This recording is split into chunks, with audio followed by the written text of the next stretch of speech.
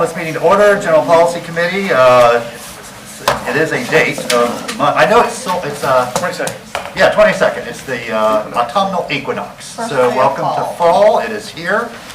It's a mere 92 degrees outside. So yeah, we're going to call a meeting to order. We did have a request from Commissioner Duncan Walker, who will be here, but it's going to be a little late, that we delay the 360-degree evaluations till she is here. So if we could bump up the the Regional Transportation Authority item to first. We'll put 360 second, assuming she'll be here. If she's not, we'll deal with it then.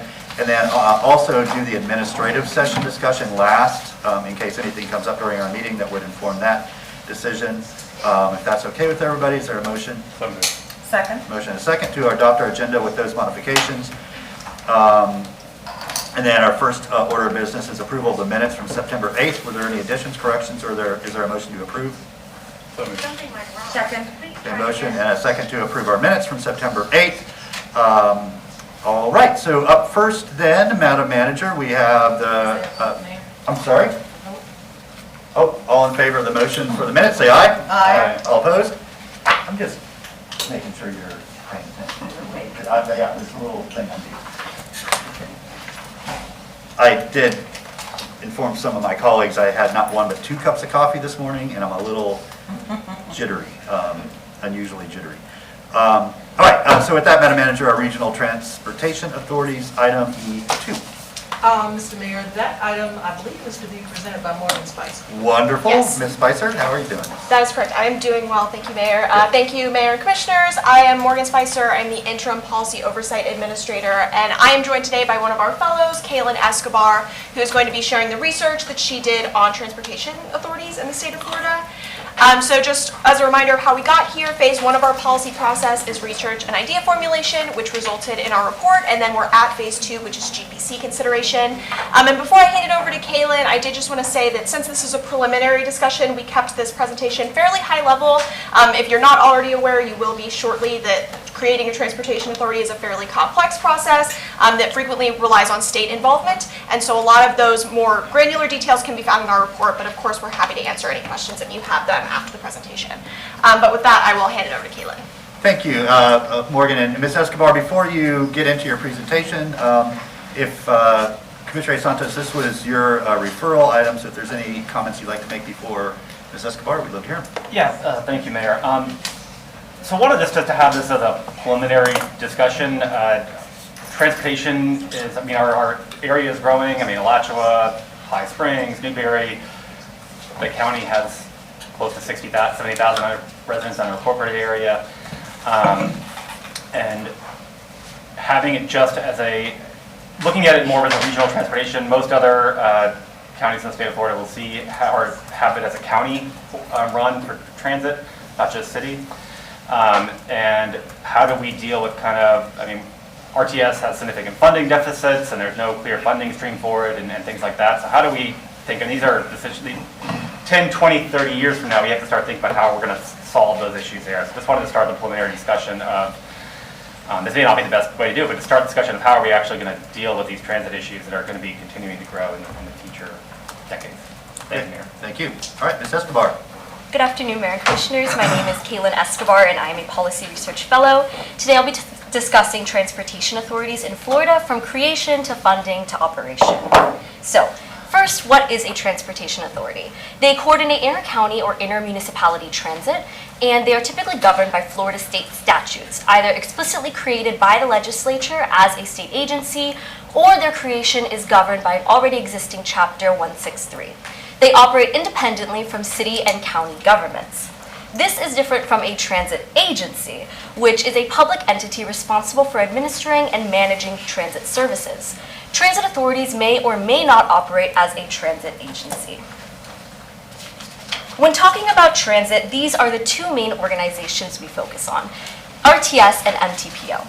Gainesville Regional Transit System, RTS, is a transit service provider for the city, UF, and Santa Fe campuses, and has been city governed since 1981, where prior it was county run. Key funding partners include UF, Santa Fe College, Alachua County, Florida Department of Transportation, and the Federal Transit Administration. There are currently 50 routes that are operated with 10 outside city limits, which may be indicative of a need for transit outside of city limits.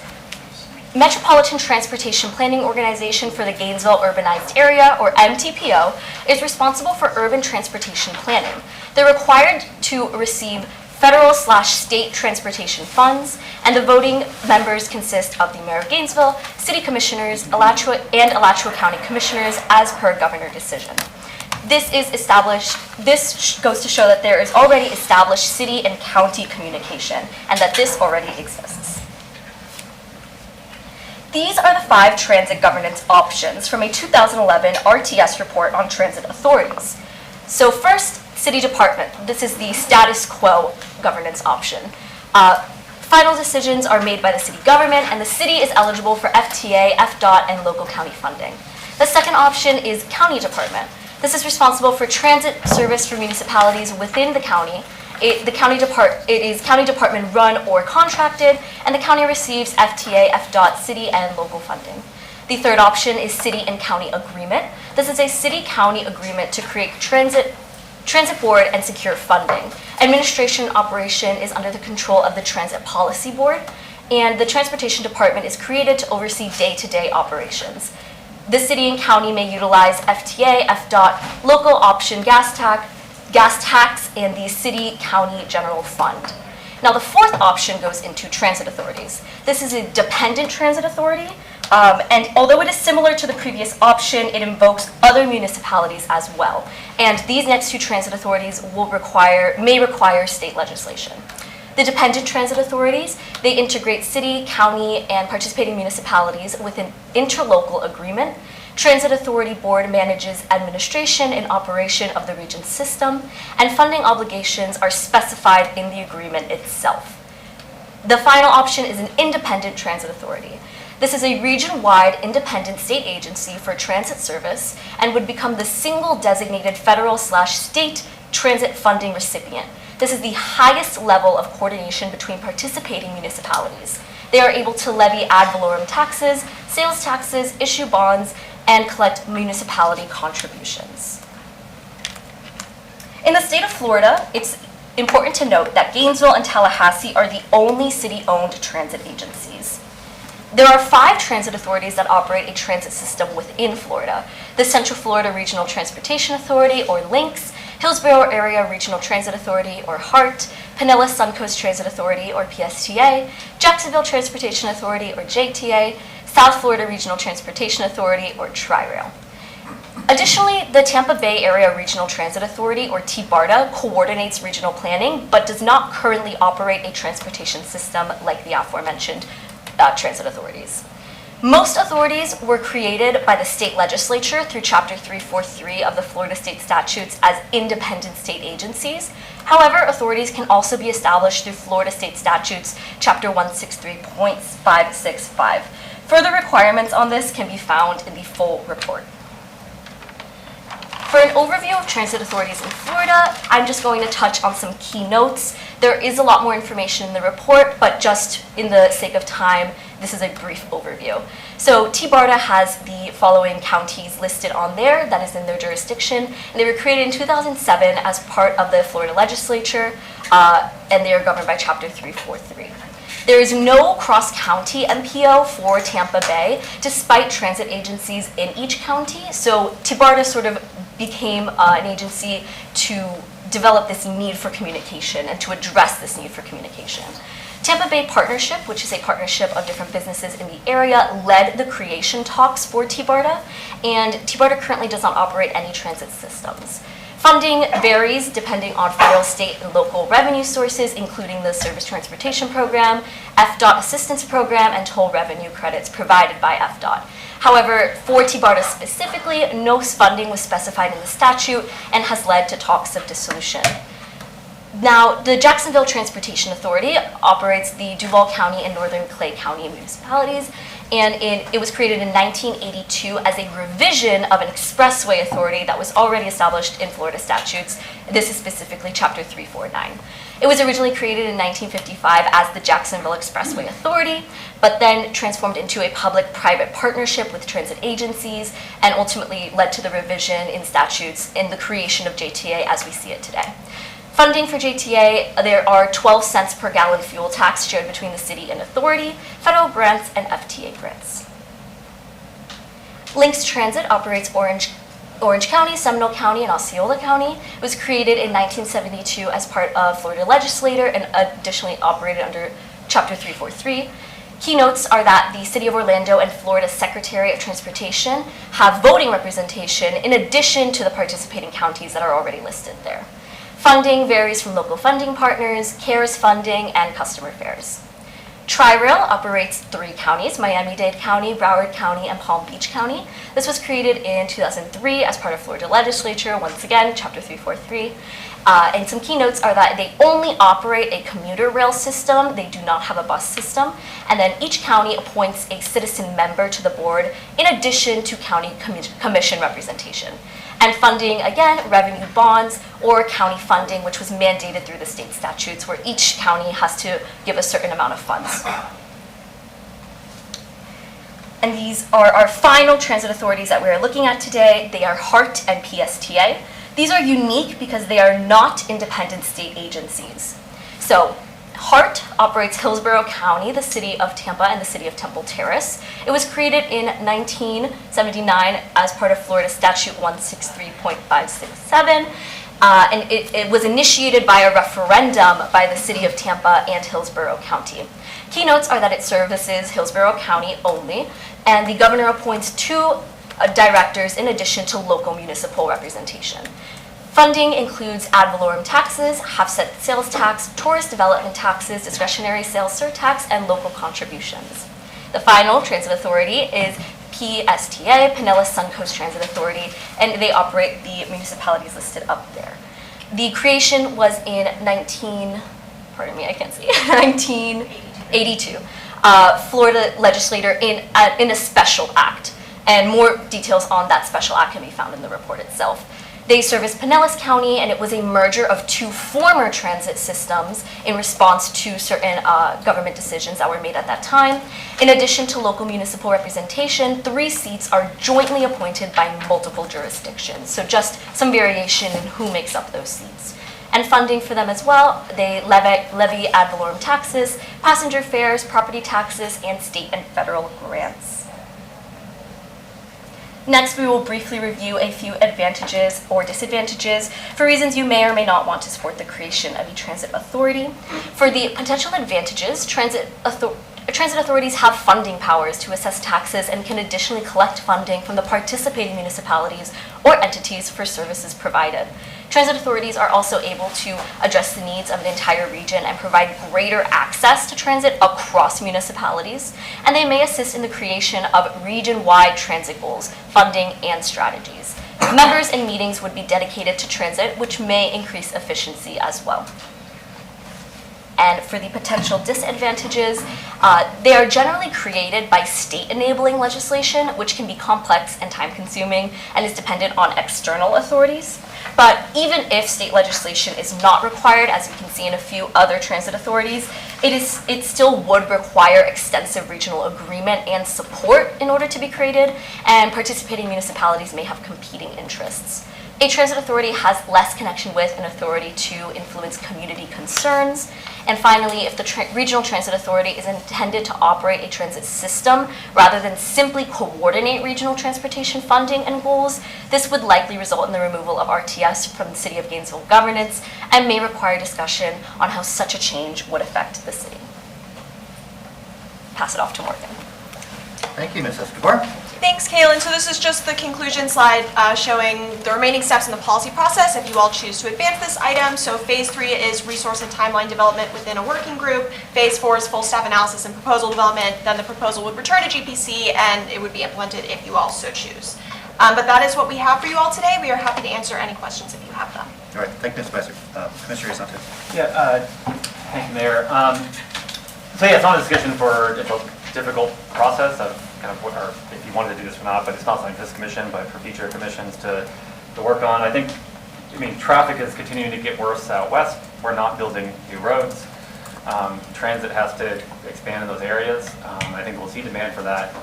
My biggest worry is the city subsidizing transit to the unincorporated areas. And we kind of already do that to an extent by what we charge. Really doesn't cover the costs for us to replace buses and all of that. So I think we're going to continue to see a strain of city subsidizing transit service to the unincorporated areas unless we transform kind of how that is done as well. So that's kind of, and then looking at how, with Newberry and High Springs and all of these areas kind of expanding, we have to start thinking about how we move forward for the future. So just wanted to have that out there for the future commissioners to kind of discuss, but yeah. Thank you, Mayor. Thank you, Mr. Chestnut. Yeah. Are you thinking of creating this as a taxing authority similar to the library? That, I think it would be best. That might be hard with our current legislative and governor, but I think for it to be successful, it has to have taxing authority. And I think a lot of other communities have taxing authority and they have much better transit service. You can actually really build a first-class transit service without relying on solely trial University of Florida and everything is geared towards that. If it really is a taxing authority, it can be served better service. Thank you. Thank you. Yeah, anybody else right now? Yeah, go ahead. Yeah, I wasn't expecting to, but I very much like everything about this. You know, the MTPO serves its purpose for us to organize state and federal monies, but to have a separate authority that can sort of work on the local transit and infrastructure issues aside from federal and state money, you know, could be very, very beneficial. I'd be interested to know sort of what the legislature would have to do to sort of grant us taxing authority if we have to go through the ledge. But I think we get a lot of support for this. And you know, it'd be up to future commissions to decide the details of how to organize that. But I think there'd be a lot of support for it because the infrastructure and the transit issues here they're not being entirely solved by the status quo.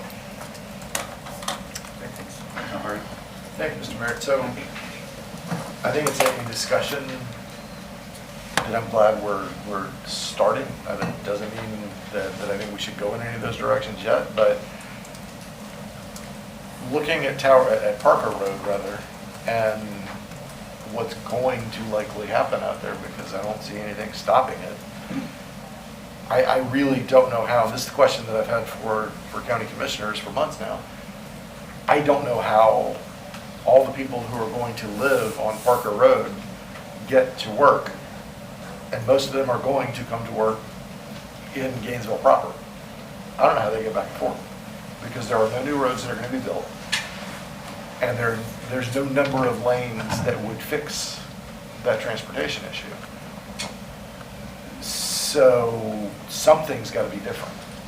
I don't know what that something is, but this certainly is something we should talk about, because there are going to be tens of thousands of people sitting in traffic blaming us, blaming a city commission at some point in the future for sitting in traffic when there's absolutely no rule that the city can make out there unless they annex.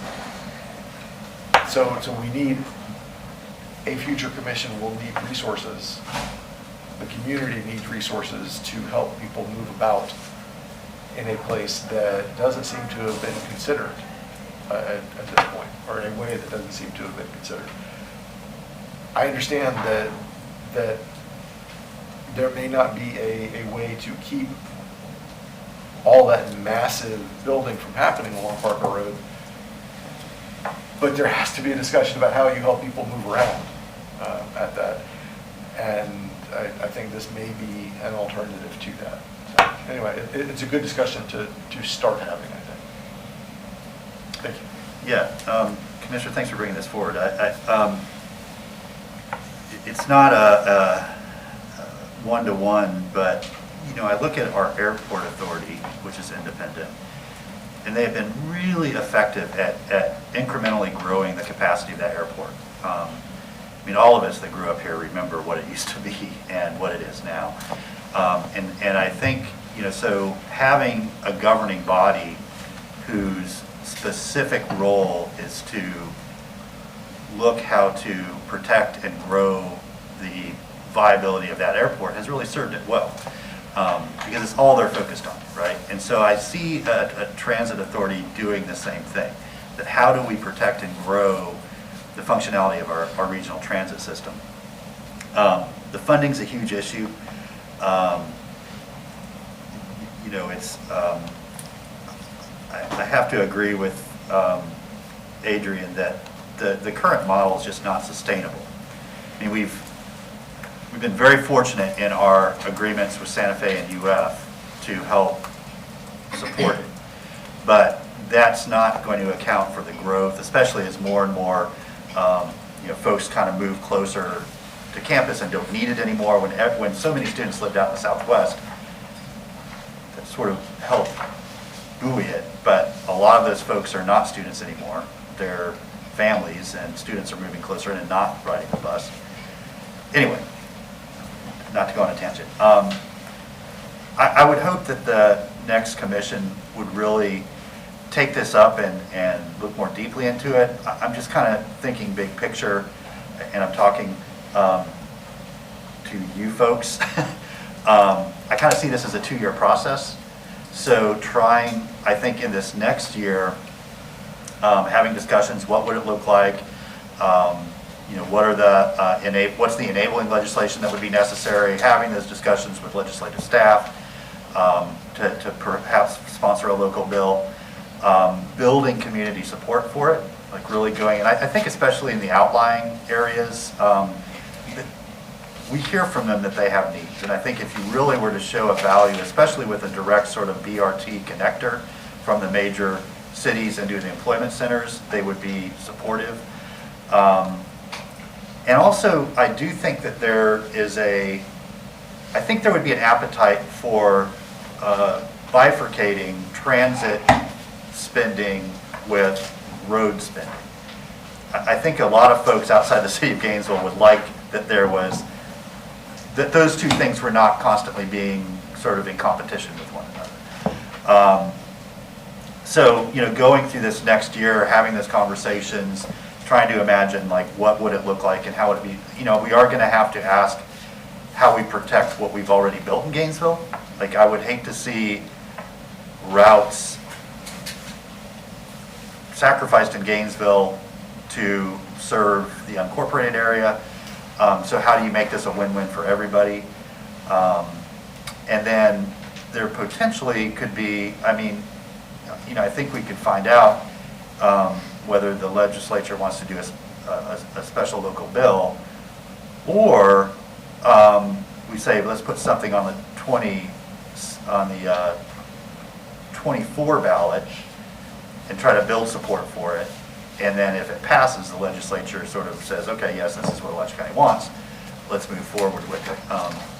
So I think there's a lot of potential there. And I think it ultimately would get the support it needed. You just have to show everybody that there would be a specific benefit to where they live in their community. And I think there's a pretty straightforward case to be made for that. So, yeah, I mean, I'm guessing you have some suggestions. I would say, you know, allow staff to do a little bit more work. I don't think a lot more needs to happen, but then allow the next commission to discuss this at a GPC meeting in the second or third quarter, and let the new commissioners weigh in and see. You know, I think it could be a discussion at the joint, well, it could be at MTPO or a specific joint city-county meeting, you know, where you discuss this, where we invited the other municipalities. You know, I think even either inviting folks from the other transit authorities up here or doing some visits down there to ask them, you know, what did you learn? What's worked, what hasn't? What can we do to make sure that we do this right? What should we avoid? Those are all things that I think can happen to increase its likelihood of success over the next year. Because I mean, 20% of the routes being outside the city already, and we hear it continuously. How can you extend this route? I mean, we heard about it with the new elementary school.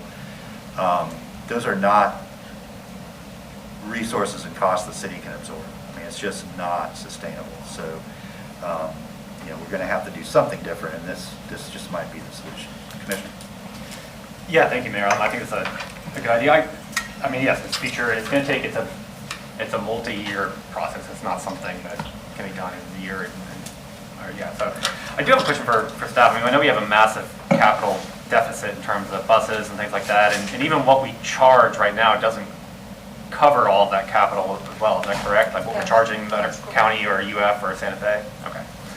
So I think that's a big thing that we have here. And I guess we're coming up, when does the gas tax come back up for renewal? Is that 2024?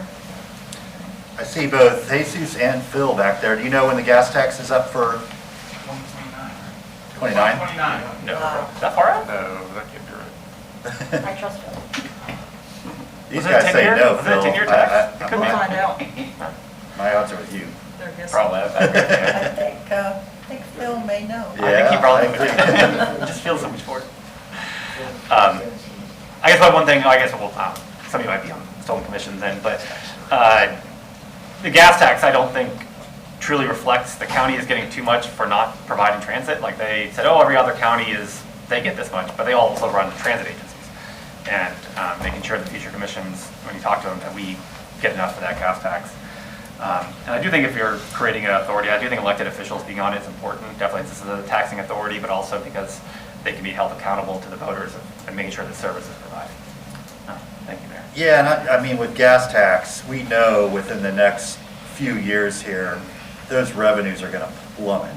I mean, with electric cars becoming, most purchases in about 4 or 5 years will be electric cars, not combustion engines. So there's got to be a different funding source other than gas tax. And the sooner that funding source is in place ahead of that transition, the stronger we're going to be. I mean, because some folks are just going to be reactive and it's going to be too late. So, I mean, really thinking about that, and whether it's a sales tax or a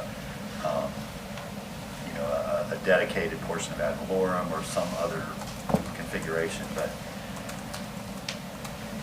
gas tax is going away. I mean, it is from the federal level on down. So, yeah, we got to prepare for that. So, yeah. Move that we request the next city commission to take this up as a discussion item. Second. Okay, motion and a second that we refer this. Let's be a little more specific that we refer this, commissioners, okay, to a general policy committee meeting in the second or third quarter. I feel somewhat uncomfortable putting stuff on their schedule for. Well, you're doing that anyway. No, I'm just saying that they can decide if they want to pick it up or not. Yeah. I mean, we can, sure. I mean, that's fine. But Yeah, I mean, if they want to take it off, they can. But yeah, I mean, at least then it's on a meeting agenda. Okay. So third? Okay. So refer this to general policy to be brought back to the commission in the third quarter. The second, are okay with that? Okay. Okay, very good. Yeah, Madam Manager. Phil confirmed 2029 was the correct answer. Okay. I said he would know. Yeah, I know. I mean, I Feels so much longer when. I have learned not to second guess Phil on anything, He has the history. anything transportation or public works related or anything NC State related. He's usually right about both. Okay, good. Are there any members of the public here to speak to this item? Okay, back to the commission. All in favor say aye. Aye. All opposed? That motion passes. Okay, up next, we have the 360 evaluation item, and Commissioner Duncan Walker, this is yours. Yes, this is mine, and thank you very much, Mr. Mayor. It had come to my attention that at some point this commissioner or one prior had this conversation, but I wanted to bring it back around the horn because I used to work here. And I understand the value of making sure that all of the voices can be heard. And I want to say kind of at the top of this conversation that perhaps this is not the mechanism, but I did want to have a robust conversation with you, my colleagues, about what would be the mechanism to make sure that we're able to hear from all of our staff in a very meaningful way. So this was something that I was familiar with. I was very excited to have the research team go out, do some research and bring it back. I look forward to hearing from them and then having a nice conversation with you about what we might be able to do to provide at least a level of parity for those, for all of our employees. All right, sounds good, thank you. Ms. Spicer? Yes, thank you, Mayor and Commissioners. Morgan Spicer, Interim Policy Oversight Administrator again, and I am here to share our research on 360-degree employee evaluations. I will note this research was conducted by two of our summer fellows, Anna Marie Elliott and Vivian Butera. They were not able to join us today, but we are grateful for their research. So I went over this in the last presentation, but phases 1 and 2 of our process led us to where we are today. And so starting off, just what is a 360-degree evaluation? So 360s are the process of obtaining feedback on an employee's performance, both directly from their manager, but also from any other individuals who might interact with that employee on a regular basis. So that might be that individual's coworkers, it might be their direct reports, it might be a manager's manager, it just depends on how you choose to implement this process.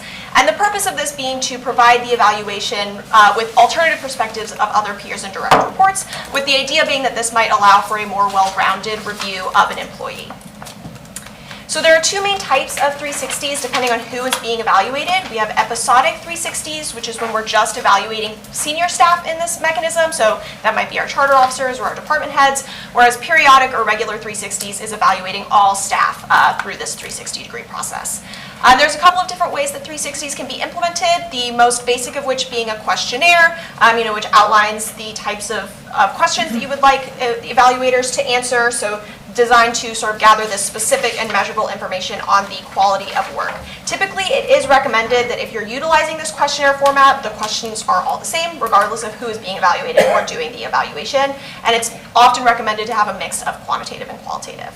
Also, you can do interviews, either structured or unstructured. So structured is more of a scheduled interview to formally gather this evaluation information, whereas unstructured is more of a conversational approach. It might be scheduled during a regular check-in or some other style of meeting. And then one other note is that a lot of organizations choose to contract out the 360 process to a third-party consultant or organization because this process can be quite labor-intensive, and there's also sometimes a bit of a learning curve in regards to implementation, so that is something that you pretty frequently see.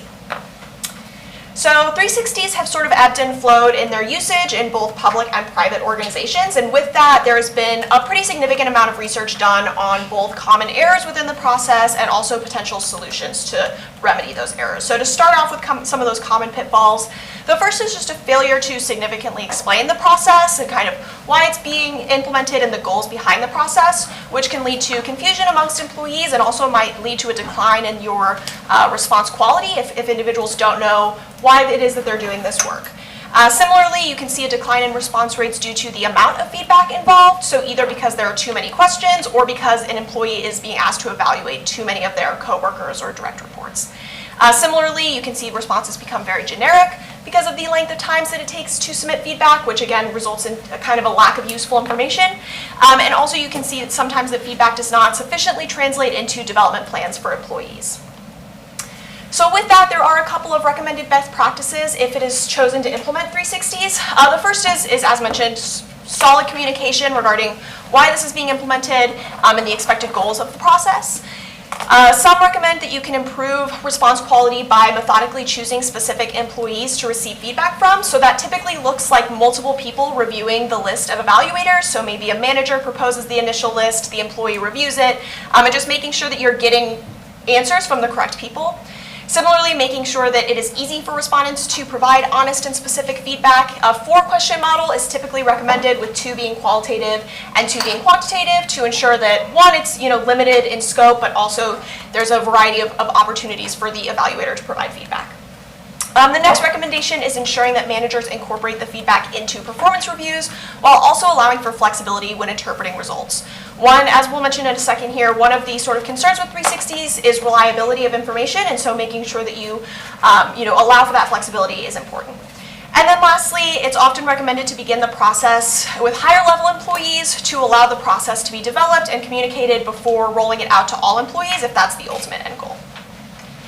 So some potential advantages to 360s are that it can help with strengthening an employee's self-awareness and both identifying positive traits and highlighting weaknesses. This is especially true in environments with cross-functional teams where your coworkers might have more knowledge of the employee's day-to-day strengths and weaknesses than a manager would.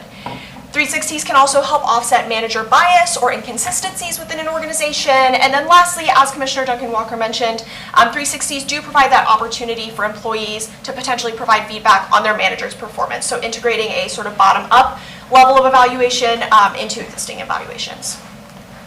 However, there are also some reasons that you might not want to implement 360. So the first is the concern that it might result in a lack of useful feedback, either due to lack of communication regarding the process or just people are inexperienced at providing evaluations, and so the information that they provide does not necessarily translate into professional or personal development goals.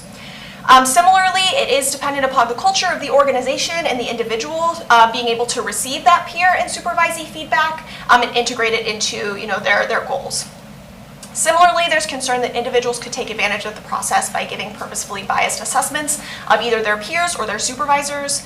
And then lastly, and one of the larger concerns is that it is a fairly labor-intensive process. It would require large degrees of data collection and processing by human resources, which raises potential staffing concerns. And also just a reminder that these would be subject to Florida Sunshine Laws and public records requests. So as I mentioned, 360s have sort of ebbed and flowed in their usage and their type of usage. And so a lot of the examples in our report, especially city governments, have sort of moved away from 360s for a variety of reasons. But San Marcos, Texas, there was a research study done on their usage of 360s. They used to use it for their upper level management, so their department heads, they call them directors in that city. But through this process, they did hire out a consultant, which would send out an anonymous questionnaire to the directors, the city manager, and the assistant city manager, and those results were compiled. So this was more of a peer review process, not so much a supervisee evaluating their supervisor process. And the questions asked were related to kind of the quality and the accuracy of their work, their ability to manage their team, their ability to resolve conflict, and their ability to work with others. So following the review of these results, the directors created plans of action and set up accountability meetings to move forward. And ultimately, the research paper concluded that the consultants were very useful in the process, but there was some concern about the directors' ability to receive that feedback, and some of them had negative views and were a bit defensive on the process. But San Marcos did ultimately move away from 360s for that reason. Williston, Vermont outlines kind of the most common usage of 360s within city governments, which is just for the town or the city manager or their charter officers. So prior to 2019, they did use 360s for their town manager through a third-party consultant, which collected anonymous feedback from city staff on performance related to staff effectiveness, strategic leadership, HR management, and integrity. And they did enjoy the process, but ultimately the pandemic took away their capacity to continue, and so they have ended the usage of 360s for their manager. The next example is an example of 360s utilizing both the interview format and city or organization-wide.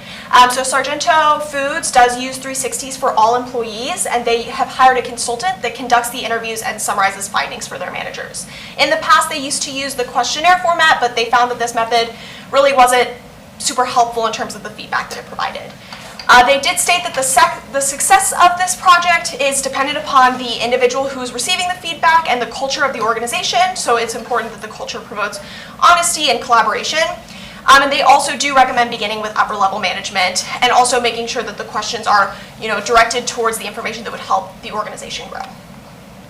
And then lastly, the Department of Defense was asked to conduct an assessment of 360 reviews to see if it would be useful for them, and that assessment was ultimately done by the RAND Corporation, and so there's a pretty in-depth report on this, but ultimately the RAND Corporation advised against the usage for all personnel for a couple of reasons, most of which we've sort of already discussed: the fear of sort of meaningless and not useful results, the concern that disgruntled employees might attempt to derail someone's career with unjust criticism, and then lastly, the idea that this could create a potential sort of popularity contest amongst employees.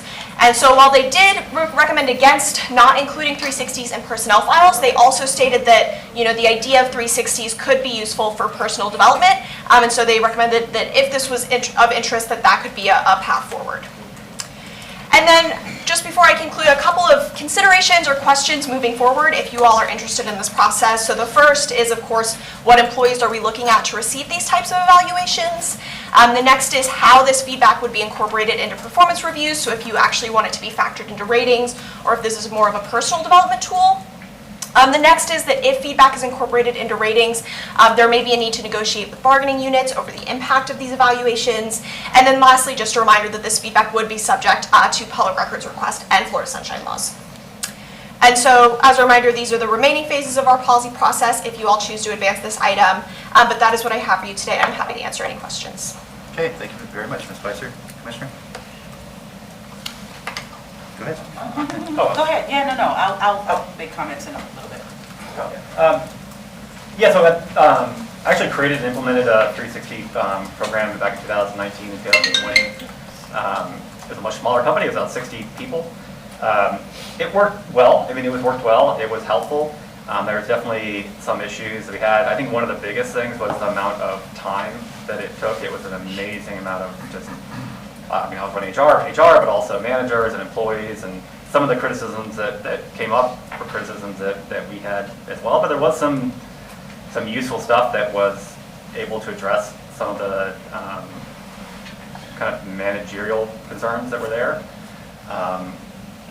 At the city, though, public records is one thing, and then also kind of City Hall is a political place, and I think the kind of some people may be using it to attack other people could be used.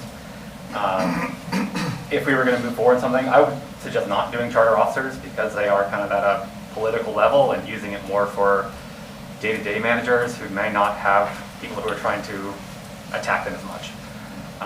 But it's an interesting, I think there is good and bad to it, but I think in some fashion it was helpful in the company that we were at. Thank you, Mayor. Thank you. Thank you.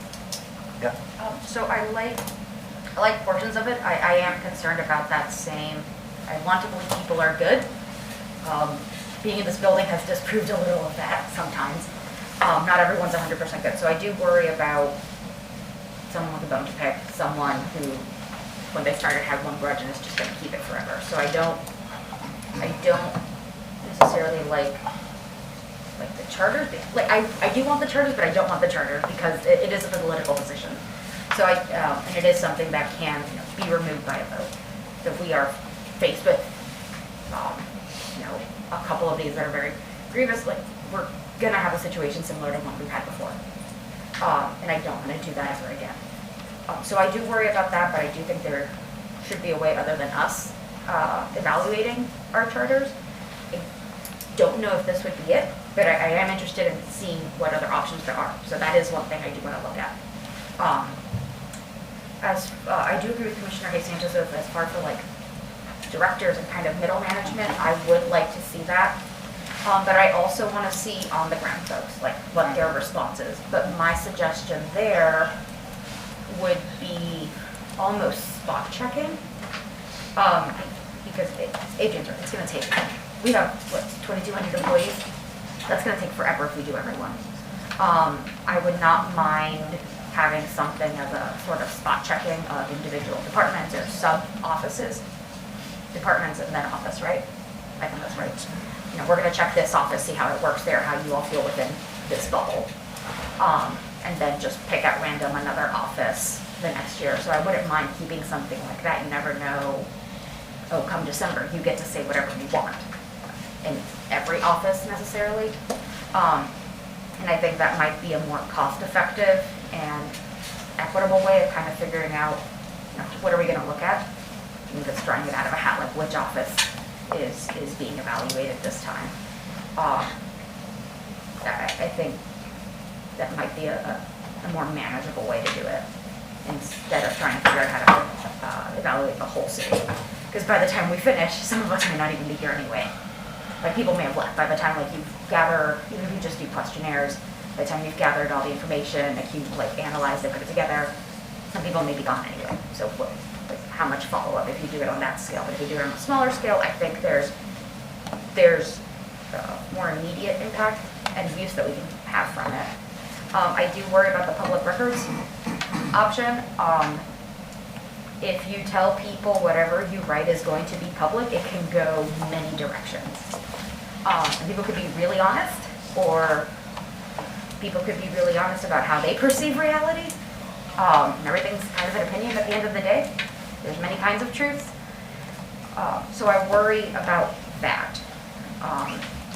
And I worry about then staff having their words misconstrued by literally anyone else. That's how we write and how we speak is not always the same. And the words may not mean what we intended them to mean on the paper. So I would hate for that to cause rift or I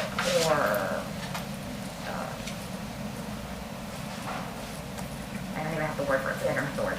I would hate for it to cause tension within it because how I wrote the word and how someone read the word, or it's going to be different. So I do worry about that element. But otherwise, I do like the concept. I think my preference to kind of keep cost and some equitable kind of feel about it is kind of spotting. Not doing across the board every year because that would be stupid expensive. But that's one way I'd like to move forward looking at it. What would it be to do it? And I think I prefer a third party than RHR, just to remove that element. We'll all see it at the end anyway, but to take that weight off them, but it comes with a cost. Those are kind of my not very linear thought bubbles on the matter. Thank you. Thank you. Commissioner Variola?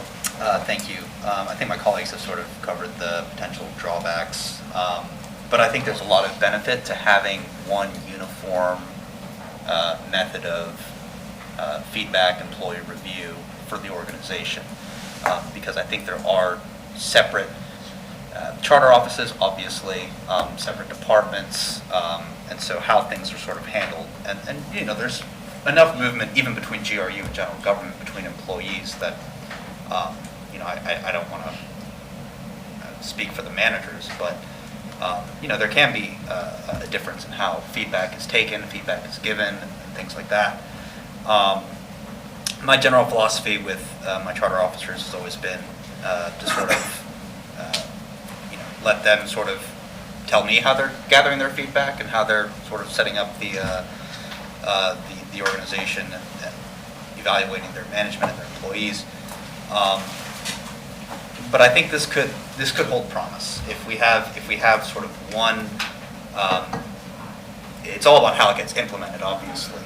But if there is a uniform method of evaluation and feedback across the organization, you know, that could become sort of a new standard, and it could really help us avoid some of the drawbacks that we've already sort of had to deal with. Having said that, you know, the commission would have to sort of expect each charter to do it. I think if we only expected the large charters to do it, you know, that wouldn't be fair. So, yeah, I think it's an interesting idea. You know, could be costly. I don't think I have an opinion right now whether it should be in-house or out-house, but I think it's got potential and promise. Thank you. Commissioner? Okay, are you looking at this for charter officers or for the 2,300 employees? So honestly, when this came to me, Commissioner, I was really looking more at mid-management. That's where I have seen personally and I have heard from staff that they really want an opportunity to share ideas. It's not just about griping from many of the people that I've been hearing from. It's not just about criticizing. It really is about ideas. It's really about being able to have a say, because when you sit down with your supervisor and they put the paper in front of you, it is kind of a one-way conversation. And that's the piece that I want to address. Figuring out whether it's the 360-degree evaluation, whether it's just a different way that the evaluation process that's currently in existence happens. So whether it's 360-degree feedback, perhaps it's not the paper, it's the opportunity for staff to respond in a certain way. But it definitely was more at the mid-management level. I completely hear everyone's concerns about the charter officers and the public records. I totally get it. But I think, yes, ma'am, I think that the mid-management and the folks that fall just beneath that are where I have been hearing a lot of the concern that their concerns aren't really being addressed in a way that they would like to, and there is a platform that they would like to be able to be heard formally. Okay. Do we have a uniform system that we use across the city now? We have a uniform system. Sure. Okay, what is that? Yeah, so Mr. Mayor, Commissioners, we currently have our workday system is where our evaluation process is in, and I think it works good, it works well. But we have a uniform process that HR, rolls out, and we all, across all charters and across all employees, we enter goals and objectives in there, and then we're evaluated. We have a mid-year evaluation and an end-of-year evaluation that's documented in the workday system. Is there the opportunity for a two-way conversation there? So I'll speak to it. Yeah, I mean, that should be happening. I mean, so when I hear some of the comments, I think there might be maybe some managers that may not be doing it well. It might be areas where this isn't done well. But yeah, I mean, I think all evaluations are two-way. Both the employee and the manager sign off on it. So the employee has to sign off on their evaluation. And so it is typically, Right. That's what you're yeah, saying. and some don't. If there's a challenge, that does happen. But I would say when that happens, there might be a challenge in a specific problem or specific area. I think what I'm asking, is there an opportunity, let's say before you get to the 6-month or the 12-month evaluation, for there to be some communication? Because when you sit down with the manager at the evaluation and they put the form in front of you to sign, that is not the time you're going to have a warm, fuzzy Right, there should be no surprises. There should be no surprises at that time. Like, if there are issues, there should be no surprises. There shouldn't be surprises, but there probably are, because all managers are not trained in that way. I mean, right now, we would really have to take a comprehensive look. Both GRU and GG, we'd have to take a comprehensive look at how we go about rolling out performance evaluations. It is not, we do have Workday, but how it's implemented across the organization is not consistent.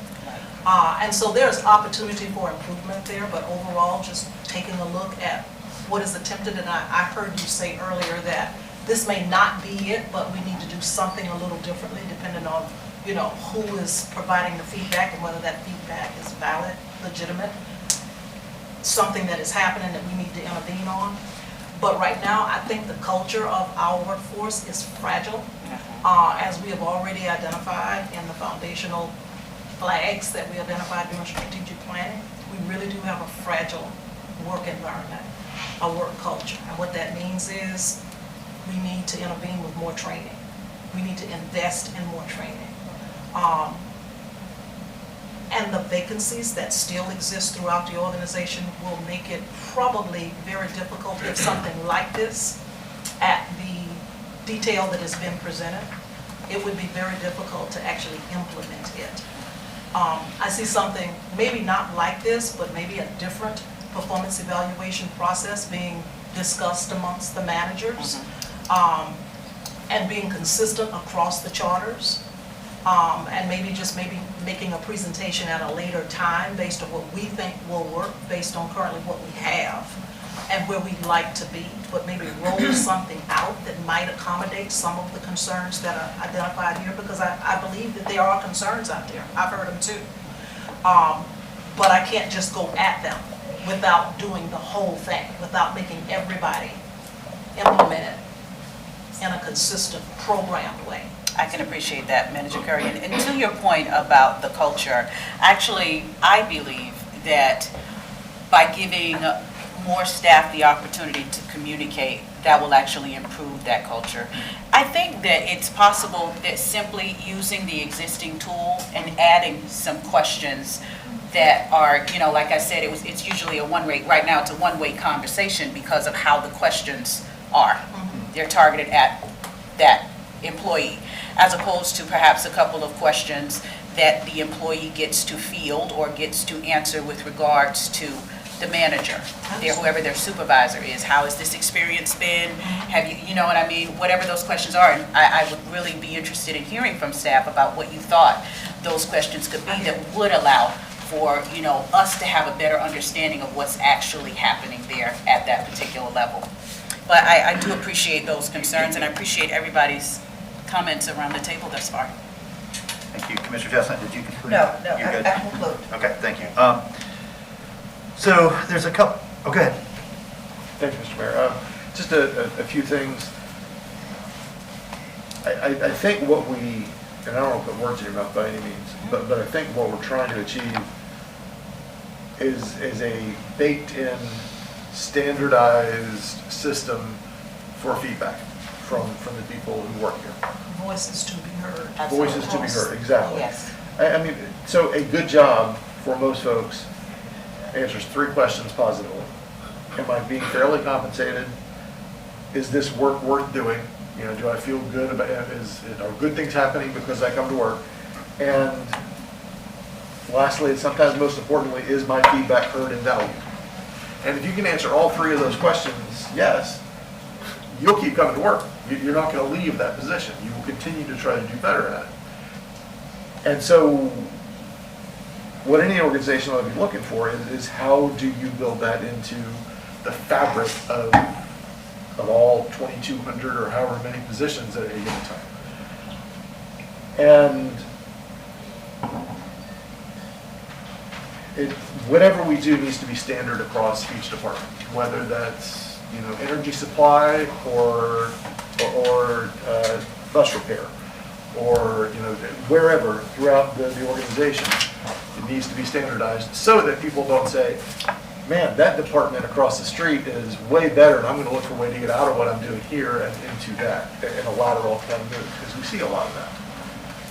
And that's damaging to the organization, and probably to careers within the organization.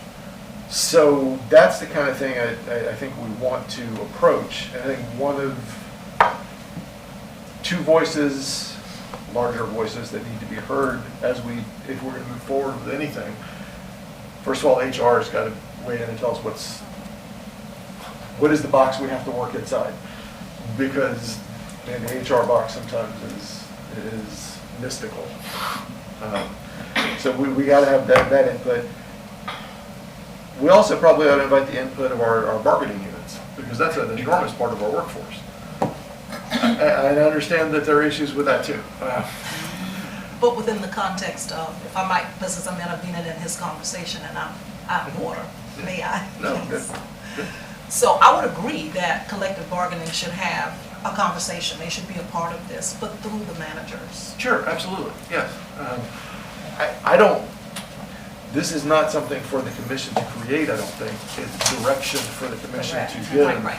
that this stuff starts to get baked in ways that it may not be already. And we have a great opportunity for this as we have 4 interim managers or interim charter officers going into next year. So we can hear plans for how this might get done in a more standardized, more effective approach. And this is not a problem that only the city of Gainesville has. There are organizations, I mean, I talk to those on campus regularly who are dealing with all those same issues.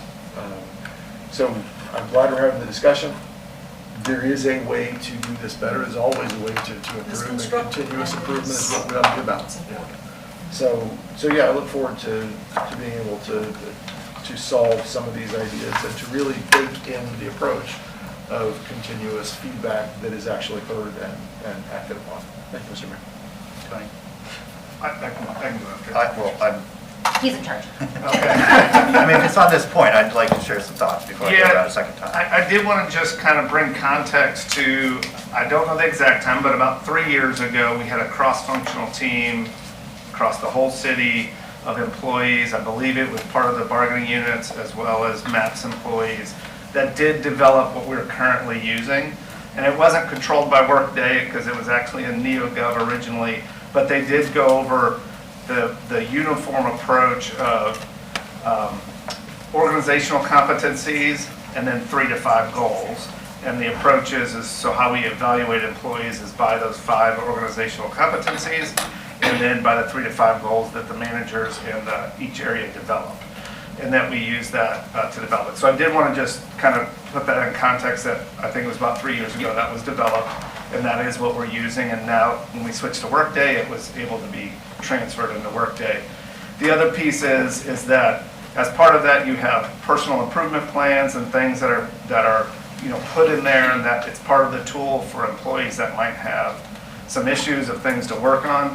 the piece I think that Commissioner Duncan Walker has brought up of, so how does the feedback go the other way is probably really the piece of how do we improve that. So I kind of just wanted to kind of put it in the context of don't throw the baby out with the bathwater. There is a really good structure that I think is useful, but we probably just need to add this little supplemental piece to that is brought up.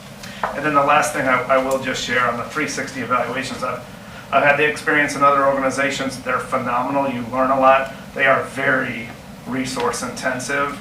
And so I think if my thoughts, this is just my thoughts, is if we move in that direction, then we do it pretty surgically, not across the board, because it would be a lot. And that I would add just a not right now, as the manager referenced, when we went through the strategic planning, one of the things we tried to focus on is HR needs to get fully staffed up, and we need to be working on that. And so this would be a tremendous, burden on HR at this time. So this may be something in the future that as they get staffed up and they're more stabilized. Right. And just to add, and it'll be quick, I have experienced a 360 review before personally when I was at Florida International University as Senior Vice President. All the members of cabinet had to go through a 360, but it was done with an outside consulting firm. And I learned more about myself in that process than I'd ever learned. And I'm actually exhibiting some of it today. But seriously, it was not performance-based, though. It was personal development, personal improvement, and it was positive.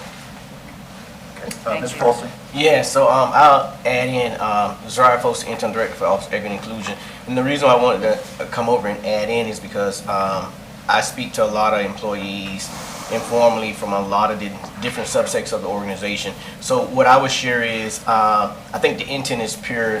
There are employees who want to give that level of feedback as pertains to what's going on in their section with their particular manager. I agree with some of your comments. Our current evaluation setup does need to be tweaked. And for the good managers, they understand that feedback isn't something I give once a year anyway. You know what I mean? I'm not holding that one thing that you did, for example, October the 2nd of 2021, and I'm going to hold it all the way until the evaluation period that's going to get ready to come up. Let me remind you, on October the 2nd you did. That's not what good managers do anyway. They're constantly having that level of feedback and dialogue with their staff. And then there are others that are not. A couple of things I will point out that I've noticed. One is something that we've got to work on is you are correct.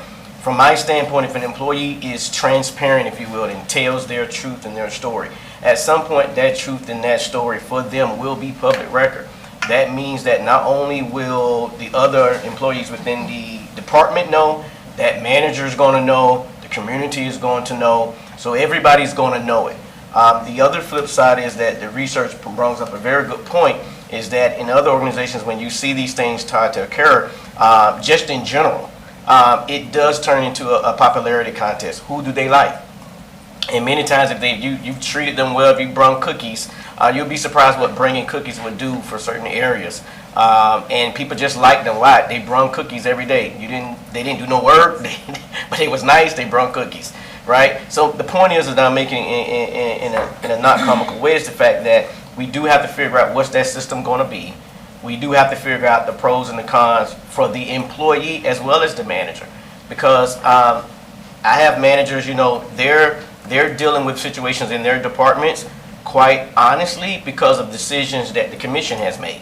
And so they're getting the brunt of their employees because of a decision that the commission has made. And now their very own employees don't like them that used to like them because they're making sure they toe the line and they're doing what we've asked them to do. So keep that in mind as well when we start trying to figure out how we do and find that balance. Lastly, I'll end with this. Like the manager, Tony, has mentioned, and several of you have mentioned, I've seen this. I've been in the private sector and government for a little minute, and I've seen it in both scenarios. There's not a one shoe fits all type of scenario and situation. I think one thing that will, though, help us is this. A lot of our issues right now in my talking to employees, when they speak to me, there's one issue, one word they all say: stability. Stability, stability, stability. So for example, even if we started down this road, no offense to the manager, Tony and myself and Dan, we're interim. So, and lower them stars down this road, we need to make sure that this road path is clear. because we need to have a roadmap that's consistent to be stability for them, so that they know, okay, we're not going to do all of this, and then the next manager comes in with their greatest idea, and then it gets changed on them. Because one thing about employees, that change really, it shakes them more than you believe a bad manager sometimes, because they're just unsure of what the future is, unsure of what their job is. So if we could do that, bring about that stability, if we can be collaborative in terms of our approach and give us time to bring something back that does include a level of feedback from the employee, and I would challenge my colleagues along with myself to figure out that mechanism that we do deal with the fact that, okay, this employee may say something that's going to come back because it's going to be public record. How do we go about handling that aspect of it as well, but making sure we get meaningful dialogue back from them? So I just wanted to just share those comments if I could, Mayor. Thank you. So I want to thank you, Commissioner Duncan Walker, for bringing this before us. What I'm hearing, I think, from you, and you'll correct me if I'm mistaken, as well as a lot of our colleagues, is that we want to make sure that that there's a mutual communication when it comes to effectiveness of the organization, effectiveness of particular people in their positions. And I think that's important for every organization. What I don't know from the research that was presented today is whether this particular approach leads to more effective organizations in two areas. One is, does it improve the culture? And the other, does it improve the effectiveness and outcomes? It may not, I don't know from those cities or organizations that we heard today. So I hear two things. First of all, that we're still in the process of getting our Human Resources Department up to where it needs to be, fully staffed, fully trained, fully empowered to do their jobs well. So that needs to happen, right? And I don't think there's any disagreement about that. And then I would,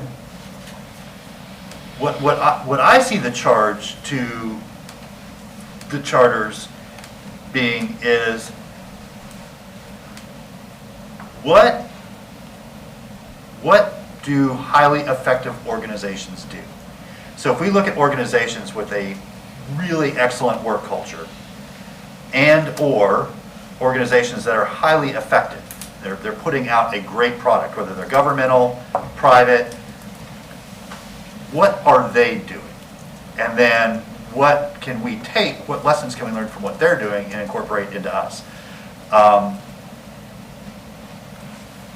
And so that to me would be a really helpful next step, is go out and, like, who do we see doing just a phenomenal job, and what can we learn and adopt from those best practices?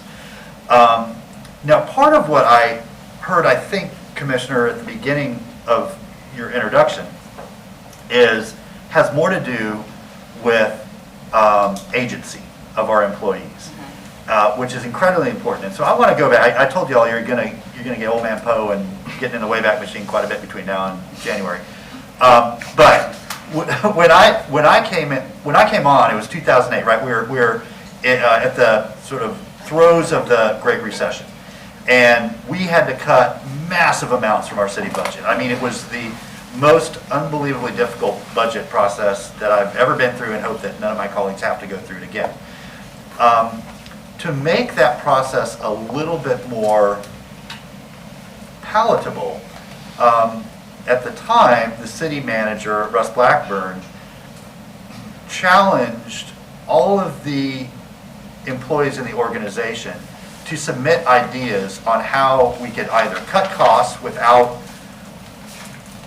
loss of service or loss of personnel, or what can we do differently that would allow us to do our jobs better. And so employees submitted all these ideas, because they're we always hear about this, right? I mean, if you go talk to the woman driving the street sweeper, or the guy that's pouring concrete, they see things from a much different perspective than certainly us or the charters or even their direct supervisors. They're not all winners, right? Not every idea was a golden ticket idea, but there were really significant ideas that once vetted and looked like, can this work? Should it work? They got woven into what we do. I mean, they ended up being great solutions to either making us do better or do things a little bit more cost effectively, and therefore not having to cut positions or, making some decisions a little bit easier. So if that is happening, and it's happening appropriately, as an employee, you're not going to be so upset if your idea doesn't make it past the final cut, right? Because you know that your colleagues did, and it was serious. Like, okay, whatever. I had a good idea, I thought, didn't make it. But they took, John and Sally's and Gertrude's, and so they did seriously look at them, and they adopted them, and now we're better off for it. So I think those are two kind of separate things. One can happen, not necessarily tied to the other, and that part can happen sooner rather than later, right? So there can be I think a more immediate mechanism for our management to ask for suggestions on how to improve maybe their specific job, the one thing they do in the organization, like how, as a lifeguard, how could we do things better, or maybe more systemic. And as long as those ideas are getting careful consideration and are not just sort of, it's not for show, right? Some of them actually do get adopted and woven into how we do things. That really helps with the agency part, and then in the meantime, I think it's a really worthwhile conversation for the charters to have with one another to think about, okay, how can we more fully allow for that two-way communication, and as we get more settled in Workday, as we get HR fully staffed, as we get to that point, they can bring some suggestions back to the commission based on what other organizations do well, what fits with us, and sort of all those elements that we're talking about. And I think that is a great, I think that's great direction to give to them. And I think that they would be eager to do that as long as we sort of give them the time and the space to, not rush it, not try to get something adopted before it's ready. So I like all that, I do. And, I think,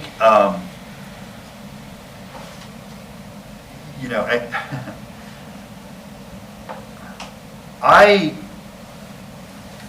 really at one point racked my brain. What I wanted to do was for the commission to have a way to evaluate one another.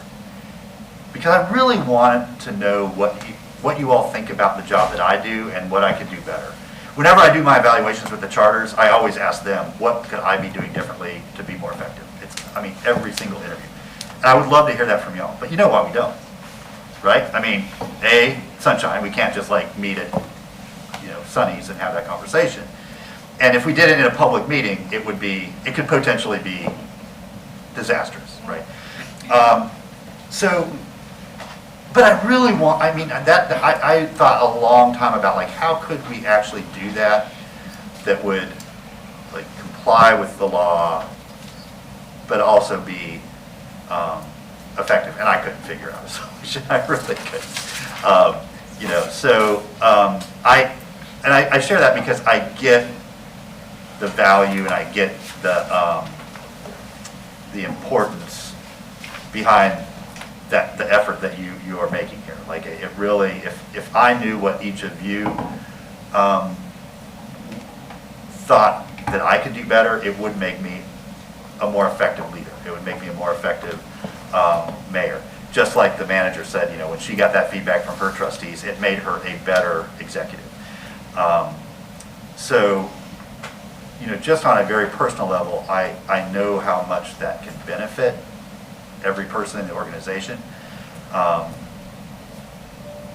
I just don't know what the right sort of fit or solution is for us at this moment. But I do think we can get into that agency and employee empowerment much sooner, with really no negative drawbacks, as long as it's sort of equitable and every, like one department's doing it, another department's not, then, it creates a whole nother set of problems. So, but yeah, thank you. I really appreciate it. And Go ahead. thank you, Mr. Mayor. I do want to say that agency is a major part of this, absolutely. I think that that's one of the ways that you begin to shift, the shift that we want to see in the culture. And we're in a sensitive time now, and I firmly believe that as we find these ways to give our team members a voice, that we'll witness the improvement of that culture over time.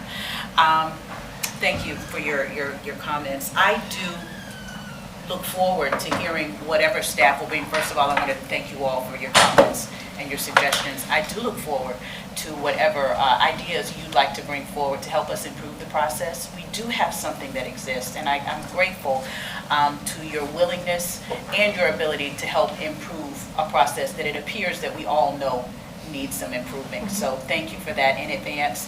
How we get to that two-way conversation, or allowing for the staff person that is being quote-unquote interviewed or talked to by their manager to also have a voice in the process, is critical and very, very important. Like the mayor just said, we had a problem at one point, and when the employees were asked to give their ideas, they gave their ideas. And for me, Mr. Mayor, it wasn't so much about the idea as much as it was about that process, because you knew that all of the ideas weren't going to be the greatest, but the process in and of itself is, I think, where people begin to be empowered. They know that my voice means something in my place of work.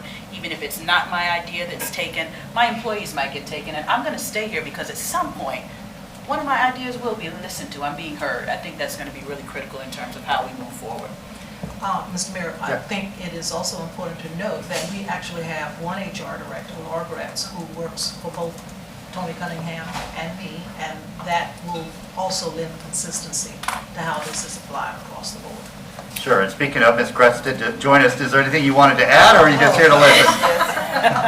I mean, this just might impact you a little bit, so Just a tad, I apologize, I was dealing with. But we don't want to hear from you. It's your input's not important. I'm happy to That's answer any sarcasm, questions, everybody. if there were any No, I questions just that thought need to be. you might. Yes, no, and I will be working with both, so. Perfect, thank you. Not everybody always knows when I'm being sarcastic, so I wanted to make sure. Which means it's not well delivered if that's the case. But okay, anybody else have any thoughts at this point? I think as far as direction, Commissioner, if we maybe ask staff to come back to the commission in some reasonable amount of time, I think, with an update on HR and Workday and all those things going on, and then some suggestions about how they might incorporate the feedback they've gotten here today, and then the commission can give direction at that time if they thought so. I'm fine with that. Okay. That sounds good. Yeah. Is that a motion? That's a motion. Okay. How about we say staff will come back within 6 months? Within the next 6 months? That seems a little long. Well, it does. 3 months is December. I mean, that's. 3 months is December, Yeah. okay. I mean, I know 6 months sounds long, but with everything, it's, Okay, it's true, because we're just about to that point. Okay, so come back to the commission with Madam Manager, the motion is for the charters to come back to the commission with an update on our review process and Workday within the next 6 months with some suggestions. Was the second Commissioner Santos? No, I was just going It to wasn't. say 3 months. The second, but I was going Okay. to. 3 months is not long enough to do all the work. I got you. I Six. can understand Six, that. yes. Okay, so motion and a second. Any members of the public wish to speak to this motion? Okay, back to the commission. All in favor, say aye. Aye. All opposed? That motion passes unanimously. Thank you, Commissioner Thank Dr. you. Walker. Really appreciate that. Thank you, colleagues. Okay, and we did move the administration session to the end, so next is E4, update on installation of new sidewalks. Yes, Mr. Mayor. Andrew? So, hey everybody, I'm Andrew Person, Special Advisor to the City Manager. We have a brief update on installation of new sidewalks.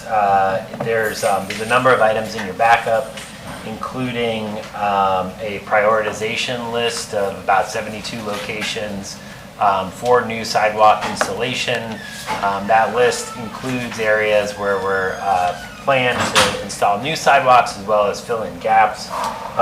That total list represents about $7.5 million of proposed cost for that. We also included the next 5-year schedule of sidewalk improvements, as well as the variety of funding sources that we use to leverage new sidewalk installation. There's also a map in your backup that's on the screen here. And we're happy to answer any questions. We also included the draft infill sidewalk ordinance that you had discussed about a year ago, and then most recently at the last city commission meeting for any context or any discussion. And that's about it. We have some staff here if you have any specific questions, but we wanted to give you an update. Okay, thank you. Go ahead. So I have a question on maintenance. I was walking with Commissioner Ward and Sacco on the street, and he tripped in front of City Hall. And fell on the ground, hurt himself. I'm still, my knee and wrist still hurts from tripping or falling on the sidewalk on Thursday. Just a few blocks from here. I know it's not my dad hurt himself today. He's in Austin, Texas, but he hurt himself on the sidewalk as well. I mean, maintenance issues I think, on sidewalks are a nationwide issue. And then we also had a lawsuit recently where it's on $750,000. Someone's very seriously injured. And I guess what is our maintenance budget for sidewalks and kind of, I mean, I think that's also, we need new ones, but we also have to take care of our, we have, I think, struggled mightily to keep our sidewalks in good working order as well. And if we want them to be more in high demand and to be used, we have to keep them in good working order. Absolutely, and I don't know if Brian or Phil, the actual sidewalk maintenance is a function within the Public Works Department, although between Public Works, Sustainable Development, and Transportation, we sort of team up on most sidewalk issues. So I don't know if Brian or Phil. Mr. Mayor, Phil's coming forward. If he has the answer to this, I'm... I mean, I put the good money on it. Oh, goodness. All right. You okay?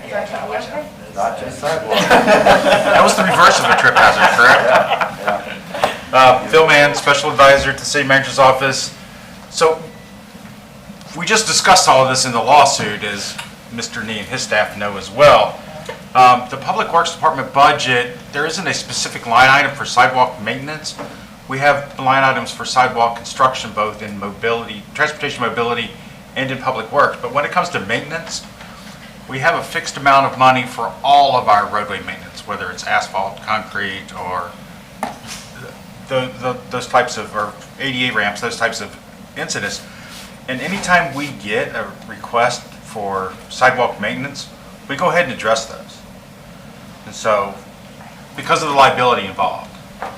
So there isn't a fixed number of how much money Public Works has for it. It's just part of our overall concrete, pavement, and ramp maintenance. I mean, I've made multiple requests across this. They don't get addressed. And some of them are just like right outside City Hall and stuff like that. I mean, I guess, is it, so we make a complaint. I've been complaining about downtown sidewalks for years and years, and it's finally getting addressed, and I appreciate that help there. But I don't see just the complaints that it actually is getting fixed, though. I mean, should I just go take a picture of every single place? I mean, it's, you walk down a sidewalk and it's almost every 20 feet, 10 feet, there's another tripping hazard and things like that. And then I know I've talked with Jerry manager about a lot of the water meters and things like that too that are not level with the sidewalk, which also create more tripping hazards too. Maybe, Mr. Mayor, maybe what we should do is just do an assessment from this point forward. Let's just get an assessment done of the sidewalk, systems within the city of Gainesville and bring that report back to the commission with the estimate of what it is. And take it from there. Yeah, let me follow up real quick, because it's on that point, y'all. I apologize for butting in, but we do a 3-year rolling assessment of our road network, and then we rate them according to the Army Corps engineers, right? We're still using that index. Yes, sir. Yeah. You pay attention, we finally got it. I do, believe it or not. Most don't. So yeah, they receive a rating, and then we sort of prioritize our budget based on those ratings, as well as some other factors of, is there some economy of scale or efficiencies of doing some other connecting roads at that time while we have the equipment there and all that stuff, right? But we don't do that for sidewalks, right? That is correct. Right, so We I do not think do that for what sidewalks. I'm hearing from the manager and what we could give direction to do is do a similar kind of rolling assessment of our sidewalks and multi-use trails that we do for roads. Now, that's going to be an increment. Yep. I mean, that's not cheap. But I agree as we shift to more and more people getting around our city in ways other than a car, that becomes increasingly important. And so now the mechanism probably isn't the same. I don't know. I think with roads you use LiDAR, but I don't know if that can be used on multi-use paths or sidewalks either. So we would just need to know about that. It's more difficult to do on sidewalks and multi-use paths because when you start getting to the outer limits of the video where they measure that stuff, it's not as accurate, it's not as detailed. One of the things I wanted to point out, and Brian wants to say something as well, I was at the APWA's World Conference 2 weeks ago in Charlotte. Let's assume that there's at least one person in the room that doesn't know what that is. And it's the American Public Works Association's Thank you. conference where we discuss infrastructure and how we operate things. One of the sessions I attended was on sidewalk maintenance, and a couple of different agencies there, their concern was, and I think we've had this conversation with the city attorney's office in the past, the concern was if we go out and identify every sidewalk deficiency, then we need to fund a plan to go out and repair every sidewalk deficiency. I think it was the city of Charlotte that had 0 funds identified, and they were concerned about their liability. So I'm not saying don't do it, I'm not recommending don't do it, I'm just saying there's a pro and a con for everything we do. Well, yeah, and I assume that you don't have to show funds of how to fix everything within the year, right? You just have to show a good faith effort. We have to show a to good address faith the effort. needs, right? Just like we do with our roadway asphalt paving. Right, yeah. Brian? Good afternoon, Brian Singleton, City Engineer, Acting Public Works Director. I have been in communication with quite a few vendors about that data collection effort. There's several different options out there to automate that, to come up with a score for our network. That data collection effort somewhere in that $100,000 to $150,000 range, so it would definitely have to be an increment because we wouldn't be able to absorb that into our current public works budget. Okay, very helpful. Harvey and then Raina. Thank you, Mr. Mayor. Yeah, so yesterday, I did take a tumble, I just didn't make it all the way to the ground. I managed to catch myself, but it was a substantial gap in the sidewalk, and I was not looking down, I was looking forward instead. Also, I'm a big clumsy dude, but I'm not the only big clumsy guy in town. So at least 2 more at this table. so that's I mean, it's a reality. Downtown is the space that we all share as part of our city. And if we're going to continue to invite people downtown, we have to be serious about making downtown usable. And that's one of the usability issues with any part of our city. But again, if downtown is where we want people to be and we want people to congregate, we all want to mix here,